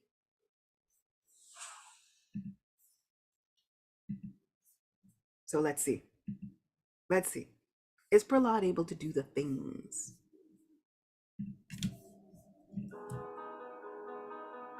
Prahlad weaved his way through the crowd of celestials and offered prostrated obeisance at Nrsimhadev's feet. The Lord was at once pacified. Placing his hand on Prahlad's head, he said, "Be fearless, for I will always protect you, my dear devotee." By the touch of Nrsimhadev's hand, Prahlad, who was already freed of material contamination, developed full realization of the Paramatma, or the Supreme Soul. Bliss overcame him, tears streamed from his eyes, and his bodily hairs stood on end. So exactly what Prahlad told the students would happen, happened. Trembling with divine love, his mind and eyes fixed on Nrsimhadev, he prayed in a faltering voice, "Although they are all highly qualified, none of the gods, headed by Lord Brahma, along with the celestial sages, have been able to glorify you satisfactorily. What then of me? I am unqualified, indeed born to a family of atheists. I am completely unfit to address you." Nrsimhadev reassuringly stroked his head. Prahlad looked at him with tear-filled eyes. "My lord, I realize now that no material qualification can satisfy you. Not wealth, aristocracy, beauty, austerity, education, sensory prowess, splendor, influence, strength, diligence, intelligence, or mystic powers. You are only pleased by one's devotion to you. The proof is that you are pleased with the elephant Gajendra, who had no material qualification. Nrsimhadev nodded to show his approval. You have understood me very well. Do you wish to say anything else? What more can I say? Just this. A highly qualified Brahmin who has no love for you is lower than a person born in a dog-eater family who has dedicated everything to you. How so? Such a low-born devotee can purify his entire family, but a Brahmin with no devotion cannot even purify himself. Nrsimhadev leaned down and gently lifted Prahlad. Placing him on his knee, he said, I must be very self-centered since I am only interested in people who offer me everything. Oh no, not at all, said Prahlad. You need nothing from anyone because you are completely self-satisfied. My lord, you do not accept everyone's offerings, just those of devotees who regularly hear about and glorify you. Do you not think I am over-demanding and possibly even arrogant? Asked Nrsimhadev. Certainly not, said Prahlad. You want us to hear about and glorify you and offer you everything for ours. How does it benefit you? How does it benefit you to glorify me? Well, if I want to see myself looking nice in a mirror, I cannot decorate the mirror image. Rather, I decorate my face. Then my image will also look good. Similarly, since you are the origin of us all, our lives become glorious when we glorify you. Nrsimhadev laughed and rubbed Prahlad's head affectionately. Prahlad gazed up lovingly at Nrsimhadev. I am no longer confused. It does not matter that I am born into a demoniac family. These external things do not concern you. Anyone suffering the torment of repeated birth and death in the material world can hear about, glorify, and pray to you to the best of their ability, as far as their intelligence allows. Thus they can be delivered from material existence. Nrsimhadev roared, tossing his mane back and forth. Mistaking his mood, the gods gasped in fear and pressed backwards, trampling on each other's feet. Prahlad, however, realized he was merely expressing his happiness. So as not to embarrass the gods, Prahlad said, My lord, all the devas headed by Lord Brahma are your servants, fixed in the mode of goodness. They are not like us demons who are always afraid. For your pleasure pastime, you incarnate in this fierce form to protect the universe, especially your devotees. Now you can give up your anger, for my father is dead and everyone is pleased. For all time to come, when your devotees are in danger, they will remember you in this auspicious form. Nrsimhadev teased Prahlad. How is it that you all feel happy seeing another's suffering? Prahlad said, My lord, even saintly people feel happy when a scorpion or venomous snake is killed. So you're speaking about, Hiranyakashipu is gone. Like, how can you feel happy about that? Nrsimhadev threw back his head and roared in laughter, exposing his fangs and darting tongue, which is simultaneously magnificent, awesome, and adorable to me. Like the thought of the Lord just laughing at his sweet dear devotee, so amused and pleased by his prayers. Can anything be sweeter than making God happy with just our heartfelt prayers? The gods turned away, trembling with fear. Prahlad, however, stared at the Lord with undisguised love. Nrsimhadev said, Prahlad, do I not frighten you? Prahlad shook his head. Oh, ever victorious Lord, I am not afraid of you, neither of your fierce appearance, sharp teeth, tumultuous roaring, nor your claws, with which you tear apart your enemies. The gods overheard this and felt ashamed of their fear. Nrsimhadev stroked Prahlad's head. Do you not fear anything? Prahlad said, O most powerful, unconquerable Lord, I am afraid of atheistic association and the miseries of repeated birth and death. You have been born into an atheistic family, Prahlad. Do you blame me for that? What a question. Woo! Sometimes we can think of all of our disqualifications, and I'll put disqualifications in quotes, and we think, woo, I blame God for being born into the situation that I'm born in. After all, nothing moves without his sanction. Couldn't he have done anything else? Oh man. What would we answer if God looked and said, do you blame me for all of the hardships? Do you blame me for everything that you've gone through? Let's see what Prahlad says. Wow. Oh no, my lord. You're always very kind to the fallen souls. I took birth in this evil family because of my previous dark deeds.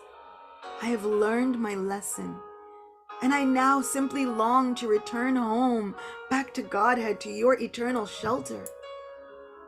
My dear Prahlad, now your father is dead. You can inherit all his property, which encompasses this entire universe. Oh Lord, I have taken birth and died so many times, and I have enjoyed and suffered each time.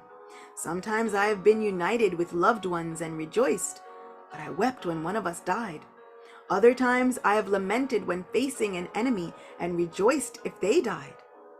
Everyone in the material universe, the powerful and the weak, must lament sometimes. There are many methods for attaining liberation from material existence, but they mostly entail much suffering. Only your service ends our misery. Kindly, therefore, instruct me how to serve you, for that is all I desire. We should be careful about our desires. What do we desire? Is there a veiled desire to simply get out of our own suffering, but not to really attain the shelter of our Supreme Lord? My sister and I have been talking a lot, and we've likened it to being in the ocean. Srila Prabhupada has likened it to being in an ocean. It's a material ocean, the ocean of material existence, and we're in the ocean. We are tired from swimming. We feel like we're close to death, and instead someone says, here, have a life raft. And what if we think, but I'm so tired, I just want to get out of the ocean forever.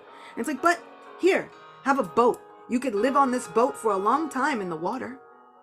No, I don't want a boat. Here, have lots of money. With this money, you could buy some planks of wood and then float in the ocean. No, I don't want the money. I want to get out of the ocean. Devotional service, calling out to Krishna, is the only means of getting completely out of the ocean and finding the shore of the supreme kingdom of the Lord on the other side. Otherwise, what will wealth do for us? We can't get out of the ocean. Even practicing so many yogic skills to help us swim longer will not help us get out of the ocean.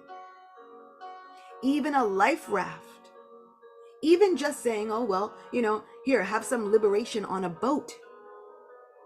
We can't get out of the ocean, though. I don't want a boat. I don't want a life raft. I want the kingdom of God that is waiting on that other shore. And all we need for that is devotion, which is already within the heart. It is so simple. The hard part is that we need to be constant and consistent. And that's where we kind of trip up. The process, the realization is simple, but sometimes not easy. We are constantly fighting with our own minds and intelligence. We're fighting with ourselves. Oh Lord Nrsimha, I surrender the fight into your very capable hands, which are endowed with claws. I think you are so capable to handle it. I surrender that fight to you. You can save me from this ocean. Sri Chaitanya Mahaprabhu's praise, oh Lord, oh presider over the kingdom of love. Please, I am drowning in the ocean of material existence.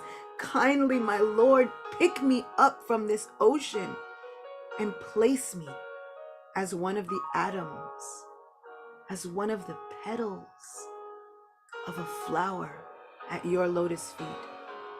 Save me from the ocean and take me to the shore. I don't want a better life in this ocean. I want out. So this is Prahlad's desire also. And he's not even angry with Lord Nrsimhadev for any of his designations, for any of the suffering that he's gone through. What a sweet and dear soul he is. Let's hear what Lord Nrsimhadev says. That's all right, Prahlad, said Nrsimhadev. You can certainly serve me, but do you not think you should find a more practical solution for material suffering, right? See, you want a life raft, you want a boat, you want some planks of wood, you want some money. Prahlad looked shocked. My lord, there's no easier way to overcome life's miseries than to hear about you from those who love you and discuss your glories with other sincere devotees. This practice, along with the chanting of your holy names, is the easiest way to become happy. This is what Lord Brahma taught, and those in his line all practice. I am confident that this alone will help me cross the ocean of material illusion. My dear Lord, without your protection, we conditioned souls who identify with our material bodies can never become free from pain. Other solutions can at best give us temporary relief. Without your intervention, loving parents cannot protect their children, nor can a physician relieve his patients, nor can even a sturdy boat save a drowning man. Lord Nrsimhadev purred in pleasure. Woo! I was waiting for that moment. You know, a happy, half lion, half man Nrsimhadev purring in pleasure, listening to the prayers of his dear devotee. Have you learned this from your spiritual master? Yes, Lord. Tell me what else you have learned. My Lord, I know that everything in this material world is governed by the three modes of nature, which are your energies and therefore not different from you. Through these modes, you determine every aspect of our endeavors. Since in one sense there is no difference between the energy and the energetic source, ultimately everything that happens is indirectly you. That must mean I am also the repetition of birth and death. Yes, my Lord. Why then does anyone want liberation from birth and death? O eternal Lord, the material forms of this world are created when your incarnation of Mahavishnu expands as time and agitates your material energy composed of nature's three modes. By their combination, conditioned souls who want to enjoy separately from you are entrapped by the material mind and all the other ingredients of material existence. They then become victimized by unlimited desires. You therefore give the Vedas, which direct us on how to fulfill these desires and ultimately get free from them. Without your guidance, no one can overcome the difficulties of material life. O supremely powerful Lord, matter is your energy, and thus in one sense it is you. However, it is not your eternal spiritual form, without material touch. Although you control matter, it does not affect you.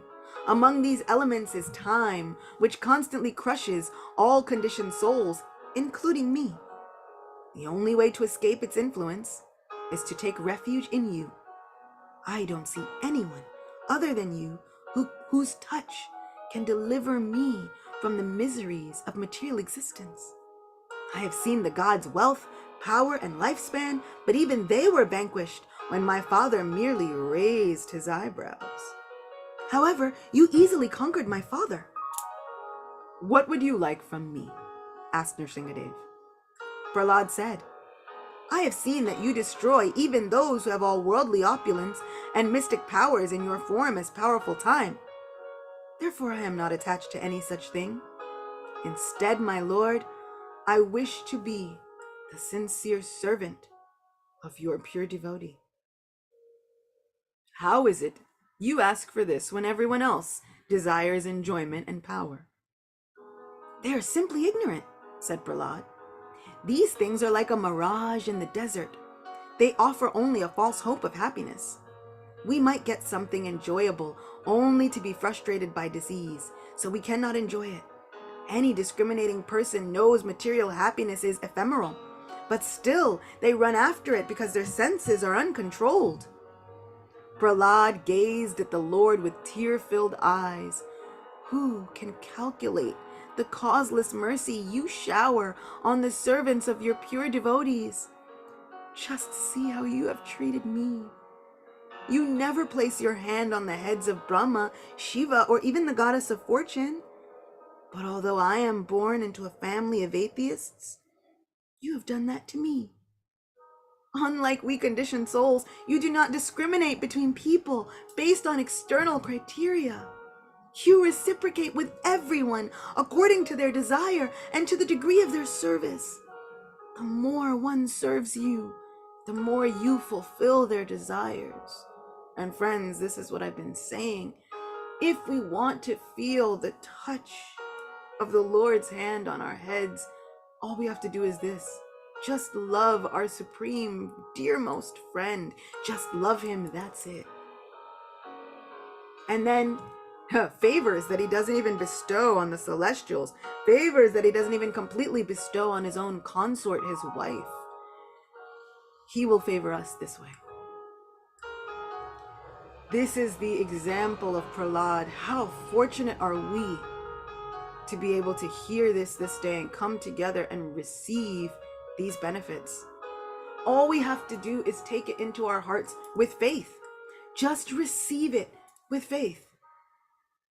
If we have those doubts, I don't think this will work. And it will work, but not to its full potency, not to its full potential. But if we have firm conviction and full faith in the mercy will work beyond our wildest conceptions. The mercy will establish its magic in our lives in such an incomprehensible, inconceivable, all-encompassing and unlimited way that mercy will burst forth from every area of our lives. Please don't have any doubts. If you do anything for me this day, throw your doubts into a sacrificial fire in your mind. Build a sacrificial fire and throw those doubts into the fire. Sacrifice them, renounce them, and let faith bloom in the heart instead. Allow this faith to invoke the mercy of the Lord, and let that mercy take over everything. Let's continue. You say, I have shown you my causeless mercy because you served me. Nrsimha speaks to Prahlad. Yes, my lord. What made you qualified to serve me? My lord, I had no personal qualification. Because of my association with worldly people, I fell into the snake pit of material desires. Now, Prahlad literally was in a snake pit. If anybody knows what it's like to fall into a snake pit, it is Prahlad. Literally, the man was in a, the boy was in a snake pit. Fortunately for me, your pure devotee, Narada Muni, claimed me as his disciple and instructed me on how to serve you. Therefore, I desire to always remain in his service. O all-powerful Lord, I think you saved me from my father and killed him only to make true your devotee Narada's promise. When my mother was under his protection, he blessed her that I would always be saved from the enemy's hands. For this reason alone, when my father in great anger raised his sword to decapitate me, you appeared and killed him. Reminded of Hiranyakashipu, Nrsimha roared in fury and slashed the air with his claws. The gods fell back in alarm. Prahlad tried to calm him. My dear lord, why are you angry with that low-born man? After all, both he and everything in this material energy, is you. Nrsimha said, since the evil Hiranyakashipu was my energy, do you think I too am evil? Oh no, said Prahlad quickly. The material world comprises your external energy, the modes of nature, and your spiritual energy, the living entities in the supersoul. You, however, are independent of the material cosmos since you existed before the creation, and you will continue to exist after its destruction. The universe comes from you, and everything in it is your energy. It also transforms because of your form of time. You are everything that exists in the universe. However, you are inconceivably different from the cosmos. How is that, Prahlad? My lord, two of your primary energies required to develop the universe are ignorance and time. Ignorance makes all living entities identify with their bodies and falsely think in terms of this is mine and this is yours. And as time, you make everything continually transmute. Although you control both ignorance and time, they differ from you. How will anyone understand this? Asked Nrsimha. Since you are so great, the truths about you are inconceivable to us small living entities, said Prahlad. However, I have heard metaphors which help. Tell me what you have heard, Prahlad. Two come to mind. One is of a seed and a tree. Everything required for a tree exists in the seed. So in one sense, we can say the seed and the tree are non-different. However, the characteristics of the tree differ greatly from those of the seed. So in another sense, we can say they are different. Similarly, the material creation is nothing but you, but its characteristics differ from you. Nrsimha smiled and nodded. Very good. What is your other example? Anyone who has studied Sankhya philosophy will know that fragrance manifests from earth. No, fragrance manifests earth. So in one sense, earth is not different from fragrance. However, since they have unique characteristics, we consider them different. Nrsimha stroked Prahlad's head. You are so young, yet you speak so well about me. Tell me, Prahlad, what else do you know about my creation pastime? Prahlad thought a moment about what he had heard while in his mother's womb. Then, placing his palms together, he spoke. My lord, when the entire cosmos is destroyed, it enters your form of Karunadakshayi Vishnu. In that form you lie in mystic sleep on the causal ocean, which is fully spiritual and has no contact with matter. Sleep is a state of ignorance. Do you think ignorance affects me? Your sleep is not like that of the conditioned souls, my lord. Rather, it is akin to the samadhi experienced by great yogis, who are absorbed in your spiritual pastimes and experiencing transcendental bliss. It looks like sleep because there is no external activity. Nrsimha nodded. Excellent. What else do you know? The pores of Mahavishnu's body generate the material universes. Since it comes from you, the cosmos is also your body. You then enter it as the time factor and rouse the material energy to create the modes of nature. Mahavishnu also expands as Garbhodakshayi Vishnu, who lies on the bed of Ananta Shesh within each universe. Just as a tree grows from a seed, the gigantic lotus flower of material existence grows from Garbhodakshayi Vishnu's navel. When Lord Brahma is generated from the cosmic lotus, he cannot see its source. He can only see the lotus. He thinks its foundation is outside of himself, not realizing that you, the original cause, pervade him. Therefore, he dives into the water at the base of the universe and searches for the cause of existence for 100 years. However, he cannot find you. What you say is very good, but tell me what it means that I pervade Brahma. When a seed sprouts into a tree, the seed continues to exist invisibly in the sprout. Similarly, since Brahma sprouted from the seed of Garbhodakshayi Vishnu, Vishnu exists within Brahma. Nrsimha glanced at the many celestials present, some of whom even looked confused. Turning back to Prahlad, he said, Can you make it any clearer? Prahlad thought for a moment and then said, When cotton transforms into thread, it is no longer visible. And when the thread is woven into cloth, it too is no longer visible. Yet the cotton exists in the thread, and the thread exists in the cloth. Nrsimha applauded. First-class examples. That makes it much clearer. Carry on, Prahlad. Prahlad concentrated his mind and said, Lord Brahma, often addressed as self-born, as he was not born of a mother, sat on the whorl of the lotus and performed severe austerity, meditating for many hundreds of years. At the end of that period, he saw your presence spread throughout his body. He saw me in this half-lion, half-man form. Oh no, my lord. He saw you as the all-pervading Brahman.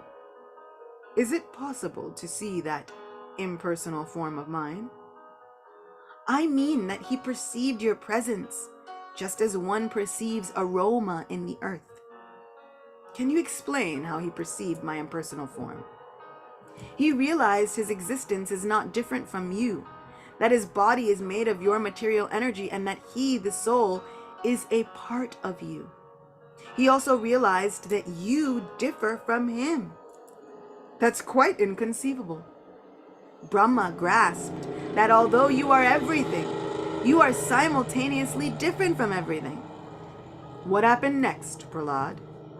He continued to meditate and eventually saw your Mahapurusha form, which is the source of Brahman. This is Vishnu's spiritual form, with thousands of faces, feet, heads, hands, thighs, noses, ears, and eyes. You are nicely dressed and adorned with various ornaments and weapons in this form, and your legs extend to the lower planets. On seeing this transcendental form, Brahma became blissful. Nrsimhadev smiled. Perfectly explained. This is the form I will one day show my devotee Arjuna. So when Arjuna is seeing the universal form within the Bhagavad Gita, we understand, even Lord Nrsimhadev knows one day that very form will be seen by his devotee. My dear Lord, you constantly appear to protect your devotees. Everyone knows how you appeared with a horse's head to kill the demons Madhu and Kaitaba and return the Vedas to Brahma. That incarnation, known as Hayagriva, was also entirely spiritual, untinged by any material contamination. You incarnate in every millennium to protect religious principles, maintain the creation, and kill the demoniac.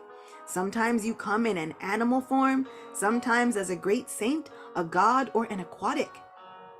You say I come in every millennium, but others say I do not appear in Kali Yuga. That is why I am known as Triyuga. And indeed, Lord Nrsimhadev is known as Triyuga. You come in Kali Yuga too. But in that age, you do not assert your supremacy as you do in the other 3 millennia. Rather, you hide your identity.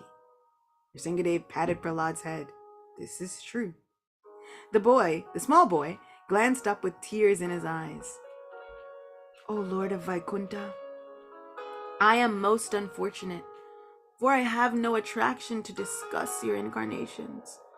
My wicked mind is more attracted to material opulence and sensual enjoyment. Hankering and lamenting over material things, I am always miserable. How will a wretch like me ever become absorbed in hearing and chanting about you? Nrsimhadev said, Do not worry, Prahlad. Even those with wicked minds are purified by chanting my glories. Prahlad hung his head. I feel embarrassed to admit my predicament. Unfortunately, my senses constantly distract me, so I have no time to glorify you. Just as co-wives constantly vie with each other for their husband's attention, so it is with my senses. For example, my tongue pulls me to eat some palatable dish, then my genitals become agitated for sex, my ears want to hear worldly songs, my eyes to see mundane things. In this way, each of my senses is constantly distracting me from glorifying you. Prahlad glanced up at Lord Nrsimhadev. I know other conditioned souls suffer even more than me. Falling into the Vaitarani river, they are subjected to repeated birth and death. Sometimes they must eat awful things, and at other times they are eaten themselves. It is a most fearful condition. Please, Lord, Show them your mercy. Wow. Prahlad is asking the Lord for mercy for everyone in this material existence or even in hellish existences. How incredible is this? What do you want me to do? Take them to the other side of this river of birth and death, to the spiritual realm where you reside.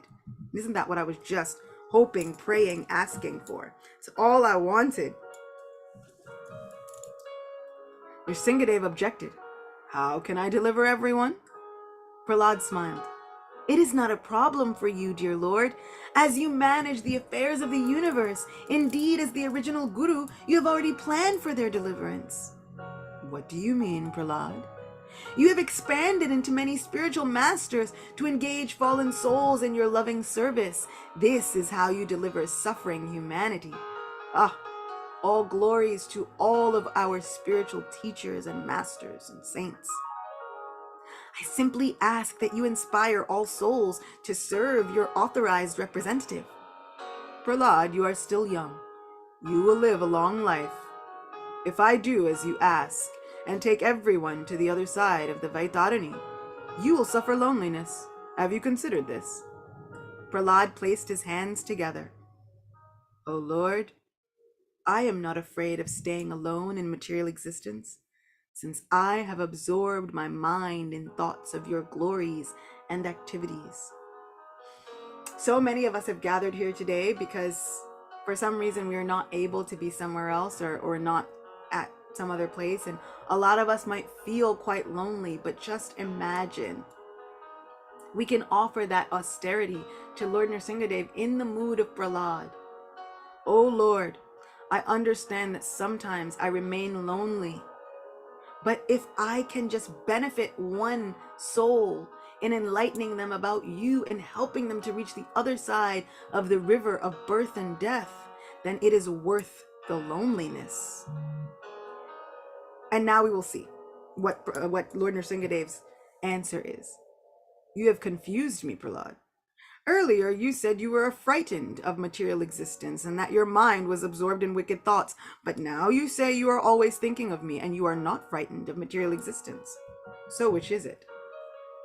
I meant I'm afraid of materialistic association, my lord, not the material world itself. Worldly association is so alluring that it makes us forget you. Also, previously, my mind was not absorbed in you, so I felt unhappy. However, by your grace, I am now wrapped in thoughts of you, so I am happy. Ah, said Nrsimhadev, that is good. So you are no longer unhappy. Well, said Prahlad, I am both happy and sad, to be truthful. Nrsimhadev laughed with a sound like the gentle rumbling of thunder. You have confused me again.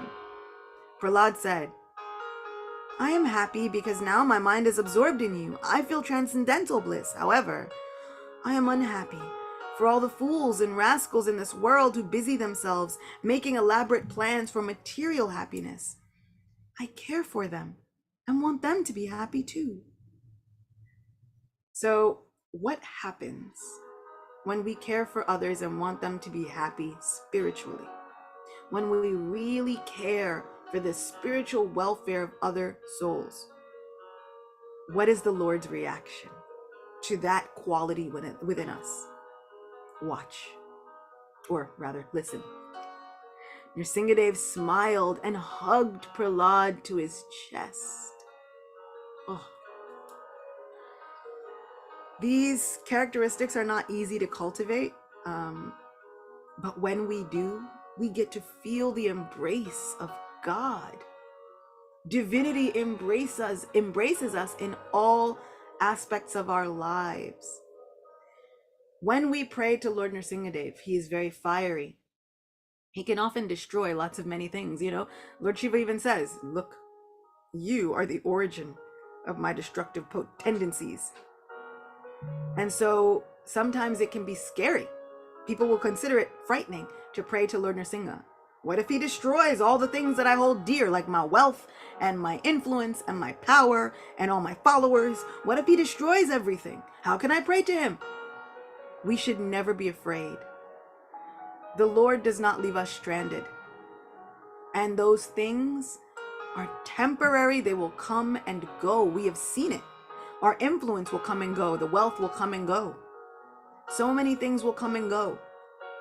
But if we surrender to Lord Nrsimha, knowing for sure that he always protects the entire universe, he is known as Raksho Bhuvana, the protector of the entire universe and the cosmos. If we know the Lord is my protector, how could I ever think that he will do something that is not for my ultimate benefit? When we surrender, we feel the embrace of divinity in all of our lives. Therefore, without any fear, without doubt, and full of faith, we should worship Lord Nrsimha on this day, knowing that he will shower us in spiritual abundance. And with that spiritual abundance follows anything that we could ever desire. Gaur Govinda Maharaj has said, anyone who observes a fast or observes the glories of the Lord on this day of Nrsimha Caturdasi has all of his desires fulfilled. So Lord Nrsimhadev smiled and hugged Prahlad to his chest. My dear devotee, there is no need for you to stay in this material world. I will instruct the sages to show you how to leave it. Prahlad reciprocated Nrsimhadev's embrace. He could not speak as he was overwhelmed with emotion, but after a few moments he pulled away slightly. These sages you speak of leave the general populace and seek secluded places in the Himalayas or forests to sit in silent meditation. They care only for their deliverance and have no compassion for the ignorant persons suffering in the cities, towns, and villages. I do not want to be like them. I can live anywhere, and remembering you, I am happy. All I want now is to share you with everyone else so they can be happy. This is our desire. Let us share our Lord with everyone. That is a nice sentiment, Prahlad, but who will listen to you? Most people think they can be happy by enjoying sensual pleasure, especially sex. Prahlad heaved a sigh. I know that will not make them happy. It is like scratching an itch. The discomfort may subside temporarily, but will again flare up even worse. Well, said Nrsimhadev, they will have to come to their own conclusions before they even consider liberation as a better alternative. That is not possible without your intervention, Lord, said Prahlad. Even though they are unhappy, it never occurs to them that sensual gratification is not the way to become happy. Some of them become disgusted, said Nrsimhadev. They are the ones to whom you show your mercy. They become happy because you give them the wisdom to resist their lusty desires. Nrsimhadev said, I know of some Brahmins who achieved liberation by following processes like observing silence. Oh Lord, you know everything, therefore what can I say? Prahlad fell silent for a few moments. Then he remembered what Narada had told him and said, I have also heard that remaining silent can help one attain liberation. There are altogether 10 methods frequently practiced to attain liberation. Really? You know of other ways. Tell me what they are. Not speaking to anyone, not making any sound at all, observing vows, cultivating scriptural knowledge, practicing austerity, reading the Vedas, executing one's varnashram duties, living in a solitary place, and chanting japa. Yes, you are right, Prahlad. You see, there are so many ways to attain liberation. Unfortunately, they do not work well in practice, replied Prahlad. As people cannot control their senses, they struggle with these processes. Only because of false pride do they even attempt them. Usually, they merely pretend to practice them to attract followers and donations. Unless bhakti is added, it is impossible to know you by these methods. Nrsimhadev beamed with pleasure. Explain this more clearly. I am sure everyone here will benefit. My Lord, you manifest yourself in 2 ways in the material cosmos. The first is the seed of creation, prakriti. The second is the effect, the subsequent transformations. Both cause and effect are your energies and therefore you. But the only way to understand this inconceivable truth is to apply ourselves to the practice of devotion or bhakti seriously. How can this reveal the inconceivable? Asked Nrsimha. Prahlad thought for a moment before replying. My lord, fire is always present in wood. The ordinary person cannot see this. However, if he vigorously rubs two pieces of wood together, the fire comes out, and he will understand.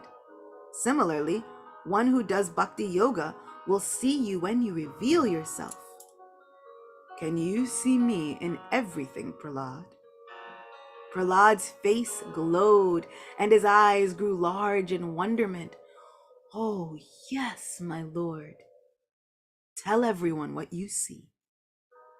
I see that you are the air, the earth, fire, the sky, and water. You are also the objects of sense perception, the life airs, the five senses, the mind, consciousness, and false ego. Indeed, you are everything, subtle and gross. What do you mean by subtle and gross? By gross, I mean everything manifested by the material elements, and by subtle, I mean thoughts and feelings. Who else has this vision of me, Prahlad? My lord, not even the personified forms of the three modes of nature, or the gross elements and mind, nor even the presiding deities of the universe can see what I see. What to speak of ordinary human beings? Not even the sages who pore over the scriptures can see it. One's intelligence and study does not achieve such a vision. One must render practical devotional service. How do we do that? We have to humbly approach those who can see you, hear from them, ask relevant questions to help us better understand their teachings, and serve them. What else did Narada teach you, Prahlad? How incredible. To have a face-to-face conversation with God, and then to become the most glorious disciple of a spiritual master. Lord Nrsimha is asking again and again and again, what did Narada teach you, Prahlad? When we imbibe the teachings of our spiritual masters, when God comes face to face and asks us these questions, what did you learn from my dear devotee? We should be able to answer with firm faith. This is what I have learned. You, my Lord, are all in all. You are everywhere, permeating everything, pervading everything, and yet you are so kind that you fill our lives and our hearts. What a wonderful example. I want to be a wonderful disciple for my Guru Maharaj, so that when Krishna asks me, I can confidently reply with what my Guru, what my spiritual teachers have taught me. This will bring such pleasure to the heart of my supreme beloved and dearmost friend. Prahlad thought for a moment before speaking. O Supreme Lord, best of all persons, you are glorified by choice prayers. Please accept my respectful obeisance. I have learned that only Paramahamsas understand the truths about bhakti. So Paramahamsas are perfected, self-realized souls, and only they experience its beneficial results. To become such a great soul, we must constantly render you 6 types of devotional service. Oh, this is very nice. What are these 6? We must always offer you prayers, dedicate the results of all our activities to you, engage in deity worship, work for you, think of you, and of course, most importantly, hear your glories. Smiling broadly, Nrsimha placed Prahlad on the ground. Immediately, Prahlad fell at the Lord's feet and offered his prostrated obeisance. Narada turned to Indra, standing next to him, and said quietly, "Just see, out of great love for Prahlad, the Lord has given up his anger."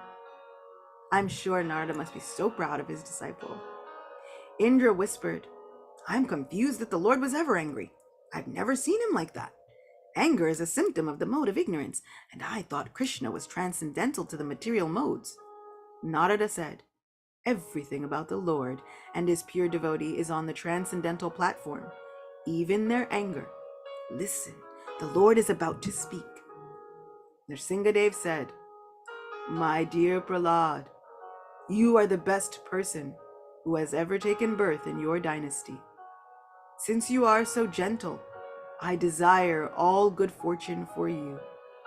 Everyone prays to me for something they want for their happiness, and I generally fulfill their desires. However, I am so pleased with you that not only will I grant anything you desire for yourself, but I will also fulfill any request you make on someone else's behalf. My dear Prahlad, may you live long. No one can see me unless I am pleased to reveal myself to them. However, those like you who have seen me no longer have anything to be anxious about, even while in the material world. So this is a really good day to pray for someone else. We can think about those that we love, think about those that we are even struggling to forgive, and we can pray for them. Because not only will the Lord fulfill our desires, but he will fulfill the desires of anyone we pray for. So let us take one small moment before we continue and conclude to pray for someone. Oh Lord Nrsimha, please bless our lives. Rid us of the fear of material existence. Free us from those anxieties and reveal yourself to us by your own sweet will and mercy. Also, please rid those that we would pray for from their anxieties. Deliver them from those stresses. Please repair what needs to be repaired in their lives and in their hearts. Fix what appears to be broken. Show them your mercy and your love and your kindness. Oh Lord Nrsimha, oh great protector of the universe, please, if it is your desire, hear our prayers and be pleased with us.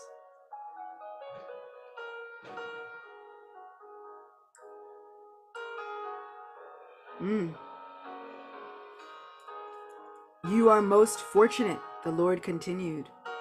For like other highly elevated and wise souls, your only meditation is how to please me. Some such advanced devotees think of themselves as my servants, others as my friends, others as my elders, and yet others have conjugal feelings for me. However, they are fully satisfied, for I fulfill their desires. So this is what boon, benediction, Lord Nrsimha gave to Prahlad Maharaj. Prahlad lowered his head. Why was the Lord promising him anything he desired? It seemed he was testing him. He raised his head and spoke in a choked voice. My dear Lord, I am born in a demonic family and therefore naturally inclined to sense gratification. Please do not entice me with illusory pleasures. I am afraid of the modes of nature and desire to be released from their influence. That is why I have taken shelter of your lotus feet. Do you think I am trying to tempt you, Prahlad? No, I realize that's not why you offered me benedictions. You do not need to test anyone, as you are in everyone's heart and know everything about us. Do you know the real reason? Yes, my lord. Conditioned souls desire enjoyment, which is the root of their material bondage. You have sent me to show the symptoms of a pure devotee. As the supreme guru of all the worlds, you never induce your devotees to do something which will harm them.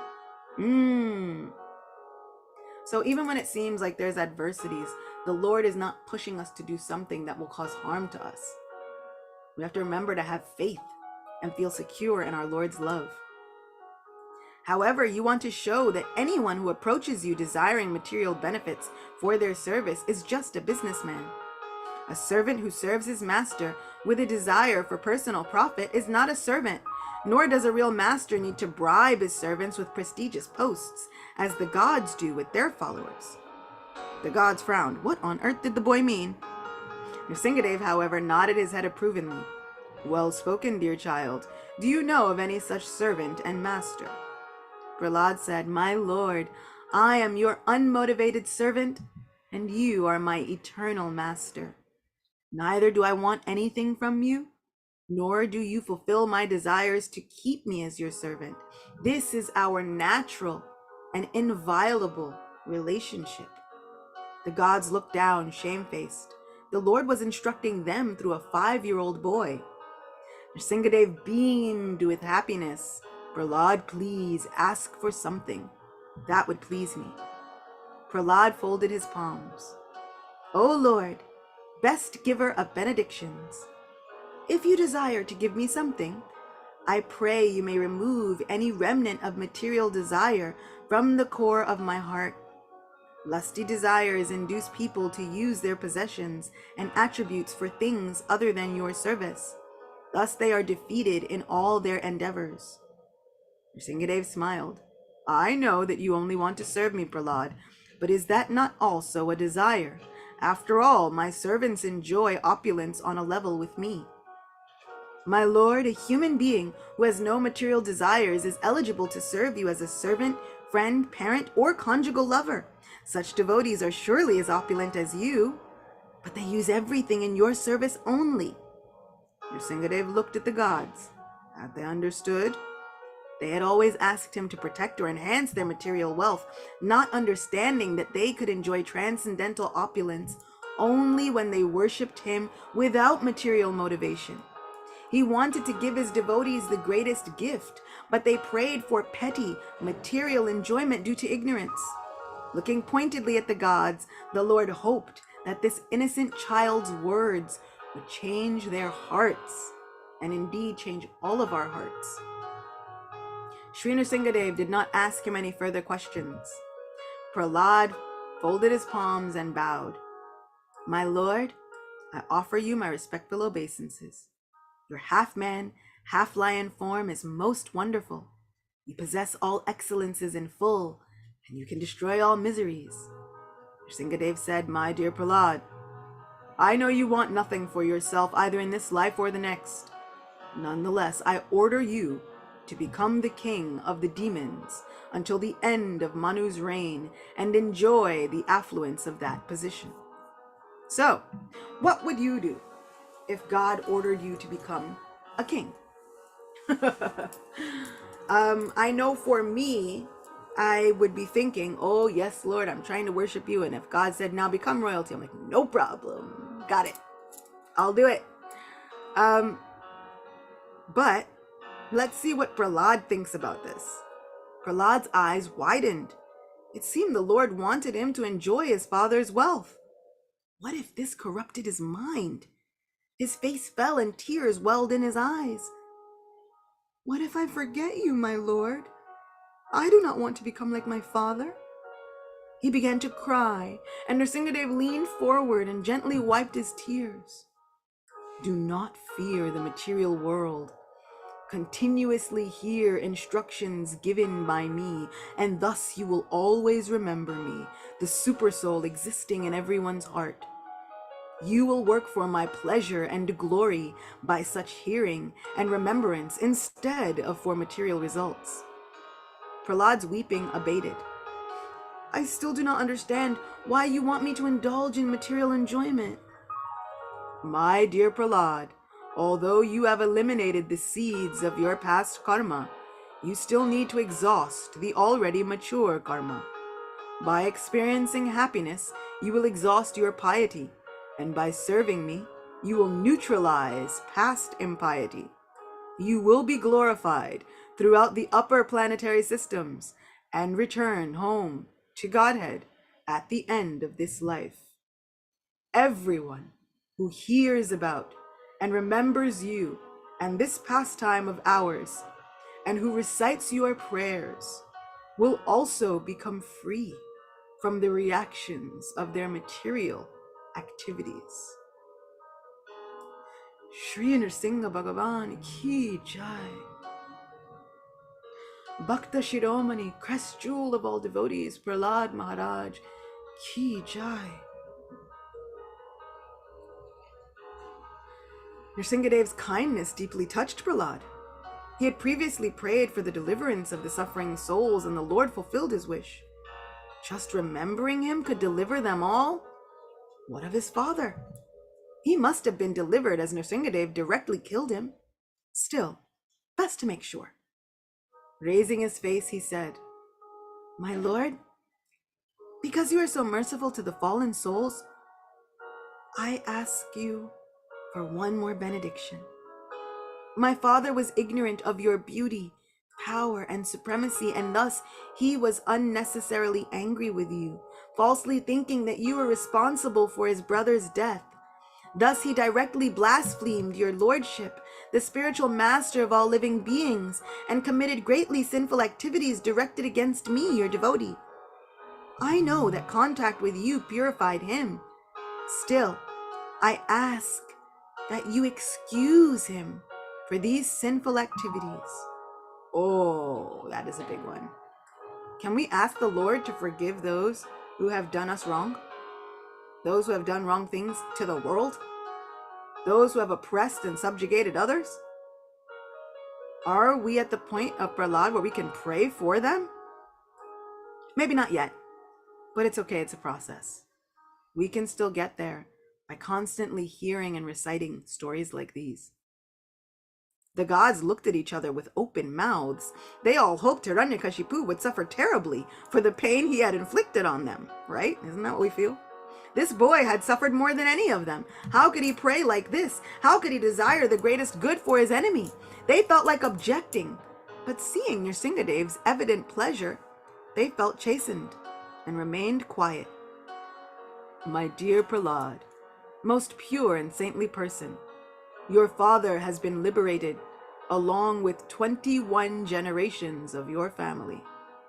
Because you were born in this family, I have freed the entire dynasty of all sins. Not only this family, but also those of your previous births." The gods gasped. 21 generations purified, all for the sake of one person? That was indeed generous of the Lord. This is all true for all of us, friends. If you are a spiritually minded person, you are delivering not just yourself, but everyone you know, everyone in your family for generations, ancestors and predecessors and precursors and the people who will precede you, all of them will be delivered. Thanks to you. So congratulate yourself. Thank you for being so spiritual. Thank you for leaving your mark on this earth. Thank you for continuing to endeavor to live a spiritual life. Understanding their minds, Nrsingadev addressed the assembly in a loud and majestic voice.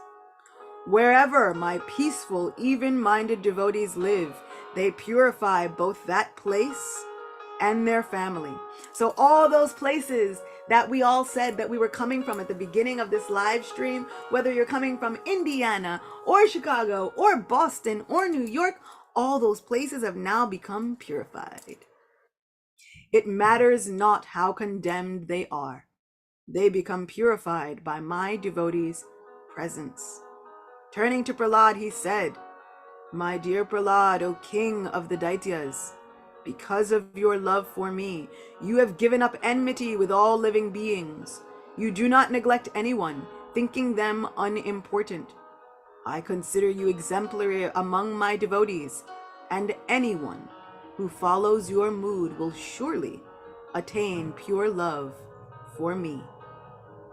Brahma relished the loving exchange between Prahlad and Nrsingadev, raised his arms and called out joyfully, "All glories to King Prahlad! All glories to Lord Nrsingadev! Shri Nrsimha Bhagavan ki jai! Prahlad Maharaj ki jai!" Goddess Lakshmi and the gods echoed Brahma's praise. When their exclamations subsided, Nrsingadev addressed Prahlad. "My dear child, my touch has already purified your father at the time of his death. Nonetheless, a son must perform his father's last rites and thus ensure he is elevated to higher planets. To honor custom, you may perform these rites. Then you should rule his kingdom. Prahlad was still unsure. My lord, politics requires I see in terms of friends and enemies. I do not want to be affected by such dualities. Do not worry. Keep your mind fixed on me while executing your worldly duties according to scriptural principles. Prahlad bowed his head. My lord, you are the master, and I am the servant. I shall do all that you instruct. Guided by the Brahmins, Prahlad then performed his father's last rites. Meanwhile, noting Nrsimhadev's obvious satisfaction, Brahma ventured forward with folded palms. O Supreme Lord. Let's see. Wait. There. O Supreme Lord, you are the proprietor of the universe and the benefactor of all living beings. Our great good fortune is that you have killed this sinful demon who created trouble throughout the universe. Nrsimhadev frowned. Would you know how he became so powerful? Yikes! Brahma looked down sheepishly. I gave him the benediction that no one from among my creation could kill him. With this assurance and by the strength he had accumulated through the practice of mystic yoga, he became extremely proud and transgressed all scriptural injunctions. Your benediction put Prahlad in great danger. I apologize, my lord. Thankfully you saved him, and now he is under your protection. This is not surprising. You protect anyone from all fearful situations, even death, if they will only meditate on you. Nrsimhadev remained grave. Be that the case, it was imprudent of you to give the demon such a dangerous benediction. Your action was like feeding milk to a venomous snake. You simply increased his envy. Brahma lowered his eyes as Nrsimhadev continued. I warn you, my dear Brahma, not to give such benedictions to any more demons. Brahma felt both ashamed and fortunate. After all, it was rare to see the Lord and be corrected by him. Taking his permission, Brahma led the gods in worshipping him, and then Lord Nrsimhadev disappeared. After he had departed, Prahlad worshipped and offered prayers to all the chief gods like Brahma, Shiva, and the Prajapatis, acknowledging them to be parts of Krishna's universal body. Feeling very satisfied with the child, Brahma instructed Shukra and other great saints to perform his coronation ceremony as king of the Daityas and Danavas. Shri Prahlad Maharaj Ki Jai. This is the wonderful story of Prahlad, and we've heard so many great benedictions. And there is also another. Anyone who hears or repeats this narration will certainly become liberated from material bondage and return to the spiritual world where there is no anxiety. All we have to do is hear about these pastimes with the utmost faith. I pray and beg the Lord for his mercy, and I pray that something we may have done today has pleased him. If we please the Lord and see his ever-present, beautiful, glowing smile, our lives are perfect. So friends, this wraps up and concludes our see-through session for Nrsimha Caturdasi.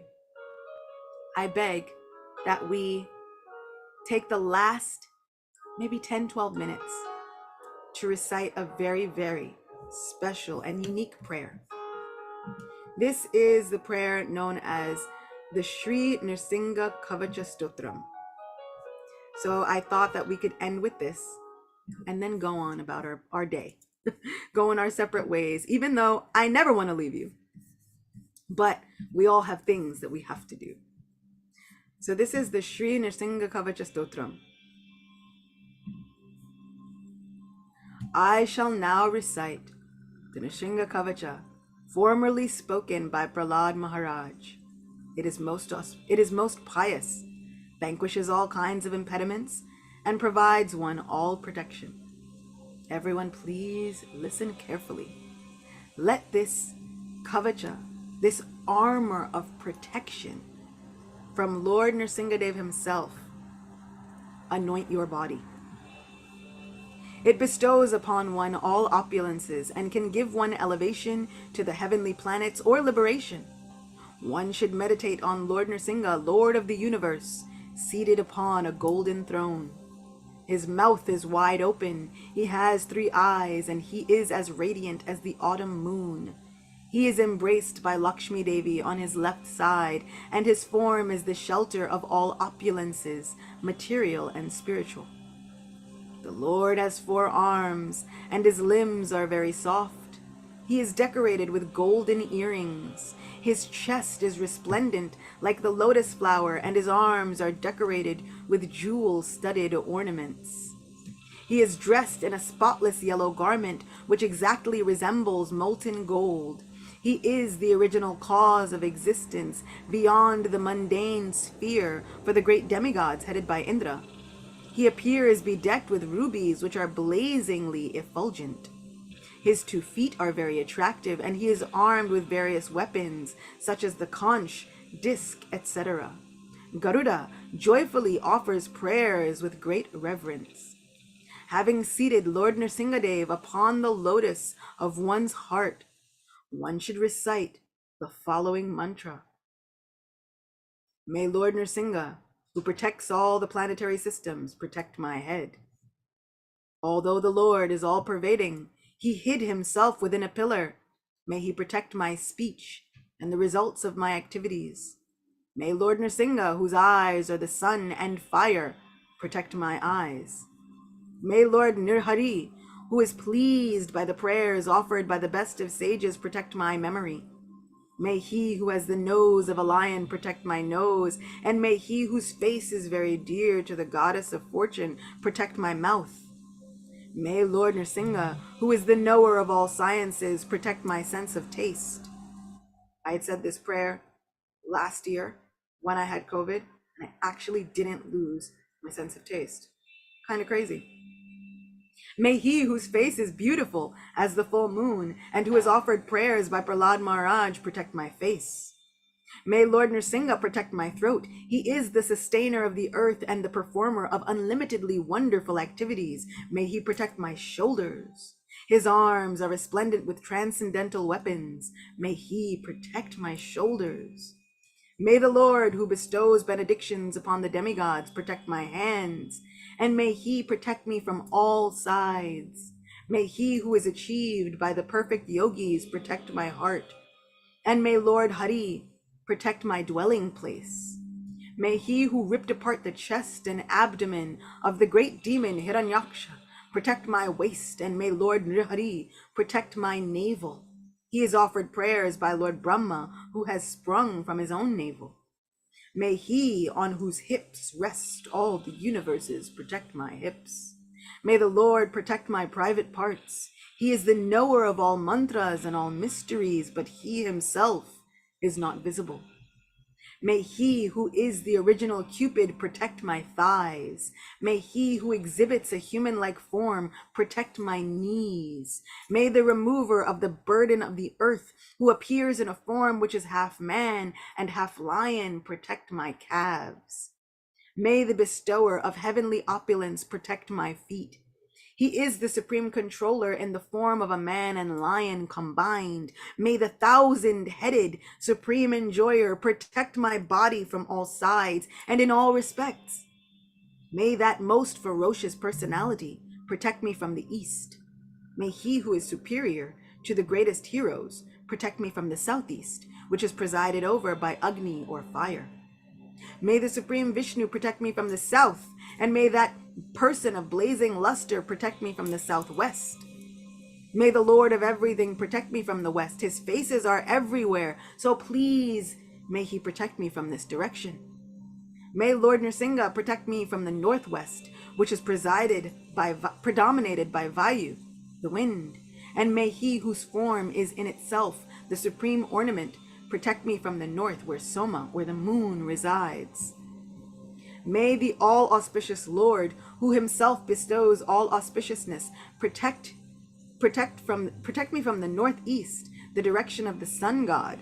And may he, who is death personified, protect me from fear of death and rotation in this material world. This armor of Lord Nrsimha, the Nrsimha Kavacha, has been ornamented by issuing from the mouth of Prahlad Maharaj, the great King Prahlad. A devotee who reads this becomes freed from all sins. Whatever one desires in this world, he can attain without doubt. One can have wealth, many sons, and a long life. He becomes victorious who desires victory, and indeed becomes a conqueror. He wards off the influence of all planets, earthly, heavenly, and everything in between. This is the supreme remedy for the poisonous effects of serpents and scorpions, and Brahma Rakshasa ghosts and yakshas are driven far away. One may write this most auspicious prayer on his arm, or inscribe it on a palm leaf and attach it to his wrist, and all his activities will become perfect. One who regularly chants this prayer, whether once or thrice daily, he becomes victorious, whether among demigods, demons, or human beings.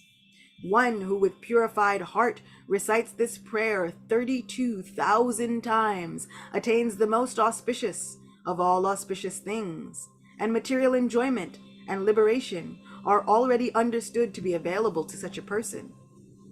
This Kavacha mantra is the king of all mantras. One attains by it what would be attained by anointing oneself with ashes and chanting all other mantras. Having marked one's body with tilak, taking achaman with water, and reciting this mantra 3 times, one will find that the fear of all inauspicious planets is removed. That person who recites this mantra, meditating upon Lord Nrsimhadev, has all his diseases vanquished, including those of the abdomen. Here is a prayer that we are urged to chant 3 times. Lord Nrsimha roars loudly and causes others to roar. With his multitudes of arms, he tears the demons asunder and kills them in this way. He is always seeking out and tormenting the demoniac descendants of Diti, both on this earth planet and in the higher planets, and he throws them down and scatters them. He cries with great anger as he destroys the demons in all directions. Yet, with his unlimited hands, he sustains, protects, and nourishes the cosmic manifestation. I offer my respectful obeisances to the Lord, who has assumed the form of a transcendental lion. 2 more times. Lord Nrsimha roars loudly and causes others to roar. With his multitude of arms, he tears the demons asunder and kills them in this way. He is always seeking out and tormenting the demoniac descendants of Diti, both on this earth planet and in the higher planets, and he throws them down and scatters them. He cries with great anger as he destroys the demons in all directions. Yet with his unlimited hands, he sustains, protects, and nourishes the cosmic manifestation. I offer my respectful obeisances to the Lord, who has assumed the form of a transcendental lion. 1 time, last time for the people in back. Lord Nrsimha roars loudly and causes others to roar. With his multitudes of arms, he tears the demons asunder and kills them in this way. He is always seeking out and tormenting the demoniac descendants of Diti, both on this earth planet and in the higher planets, and he throws them down and scatters them. He cries with great anger as he destroys the demons in all directions, and yet, with his unlimited hands, he sustains, protects, and nourishes the entire cosmic manifestation. I offer my respectful obeisances to the Lord, who has assumed the form of a transcendental lion. Thus ends the Nrsimha Kavacha, as it is described by Prahlad Maharaj in the Brahmanda Purana. So this is our armor. Now we have all been protected personally by Lord Nrsimha. We can look this Nrsimha Kavacha up. And so the Nrsimha Kavacha Stotram, I'm just typing the spelling of it into the chats, into various places. so that you can Google it, because the internet is actually a wonderful thing on festival days like this. We can receive any and all benefits. You ever imagine being personally armored by the Lord of the universe, by God? Here we are. This is all of us. So we can see that Lord Nrsimha is the god of loopholes. He appeared as half man, half lion, because Hiranyakashipu asked for the benediction. I don't want to be killed by any man or beast. And so he was both man and beast. He had nails because Hiranyakashipu said, I don't want to be killed by any weapon. He said, I don't want to be killed by anything, neither living nor dead. So nails are technically not a weapon. Neither are they living nor dead. Hiranyakashipu said, I don't want to be killed inside or outside. And so Lord Nrsimha dragged the demon to the threshold of his throne room. He said, I don't want to be killed in the land or in the sky or in the sea. And so Lord Nrsimha placed the demon Hiranyakashipu on his lap, which is neither land, sky, sea, air. Where is it? Somewhere in between. Hiranyakashipu asked, I do not want to be killed either in the day or in the night. And so, although Lord Nrsimha appeared at noon, he fought with the demon hordes and many, many soldiers, and fought with Hiranyakashipu until it was dusk. The sun had set, so it was not day, but it was not dark enough to be night either. Somewhere in between, during twilight, the Lord expertly ripped apart his abdomen with his sharpened claws and nails. Our Lord thinks of everything. And so Hiranyakashipu said, I don't want to be killed by any being that has been created by you, Brahma. But the Lord is the creator of Brahma. He is not the creation of Brahma. So in this way, in order to protect his dear devotees, in order to show us love for the rest of time, and to show us that our Lord will give us that fearless protection. And so we should be fearless in telling others about how great our God is. He assumed a form that is half man, half lion, a transcendental lion. It's also really cute, I think. I think it's really adorable. He's got a mane, he's a little fuzzy, he's so sweet. Oh, just adorable. And in many, many versions, as he sits Prahlad on his lap, he licks him with affection. Just like we would see, lions and other cats grooming their young. He would lick Prahlad with affection. I yearn to be licked by God. And this is not a far out request or a far out standard. This can happen for all of us, as long as we hear and recite these eternal glories of Prahlad Maharaj and Lord Nrsimha. May you all be eternally protected this day. And I pray that you feel the love of Lord Nrsimha within your hearts. Grantaraj Srimad Bhagavatam Ki Jai. Thus ends our 4-day Mahayagya. We did a hearing, chanting sacrifice in glorification of Lord Nrsimha for 4 days. I pray that the Lord accepts our endeavors and makes our lives perfect. Jai. I will see you all again soon. We'll be back Monday for another episode of See Through. Now I'm off to celebrate Lord Nrsimha. I'm off to celebrate some other things. I'm off to celebrate my own birthday coming up. And I'll see you all soon. Thank you again for being with me. Nrsimha Bhagavan ki jai. Bhakta Prahlad Maharaj ki jai. Srila Prabhupada ki jai. All glories to all of our teachers and unlimited spiritual masters and saints that help us perfect our lives, and all glories to each and every one of you that make this Sangha absolutely possible. I thank you for your gifts. I thank you for your support. I thank you for your encouragement. I pray that I am always able to do this service with a joyful heart and with determination. Thank you, thank you. See you all soon. Hare Krishna. Her Grace Achyuta Gopi, who provided us with 4+ days of Nrsimha Association. Ki Jai! Jai, I'll take it. Hari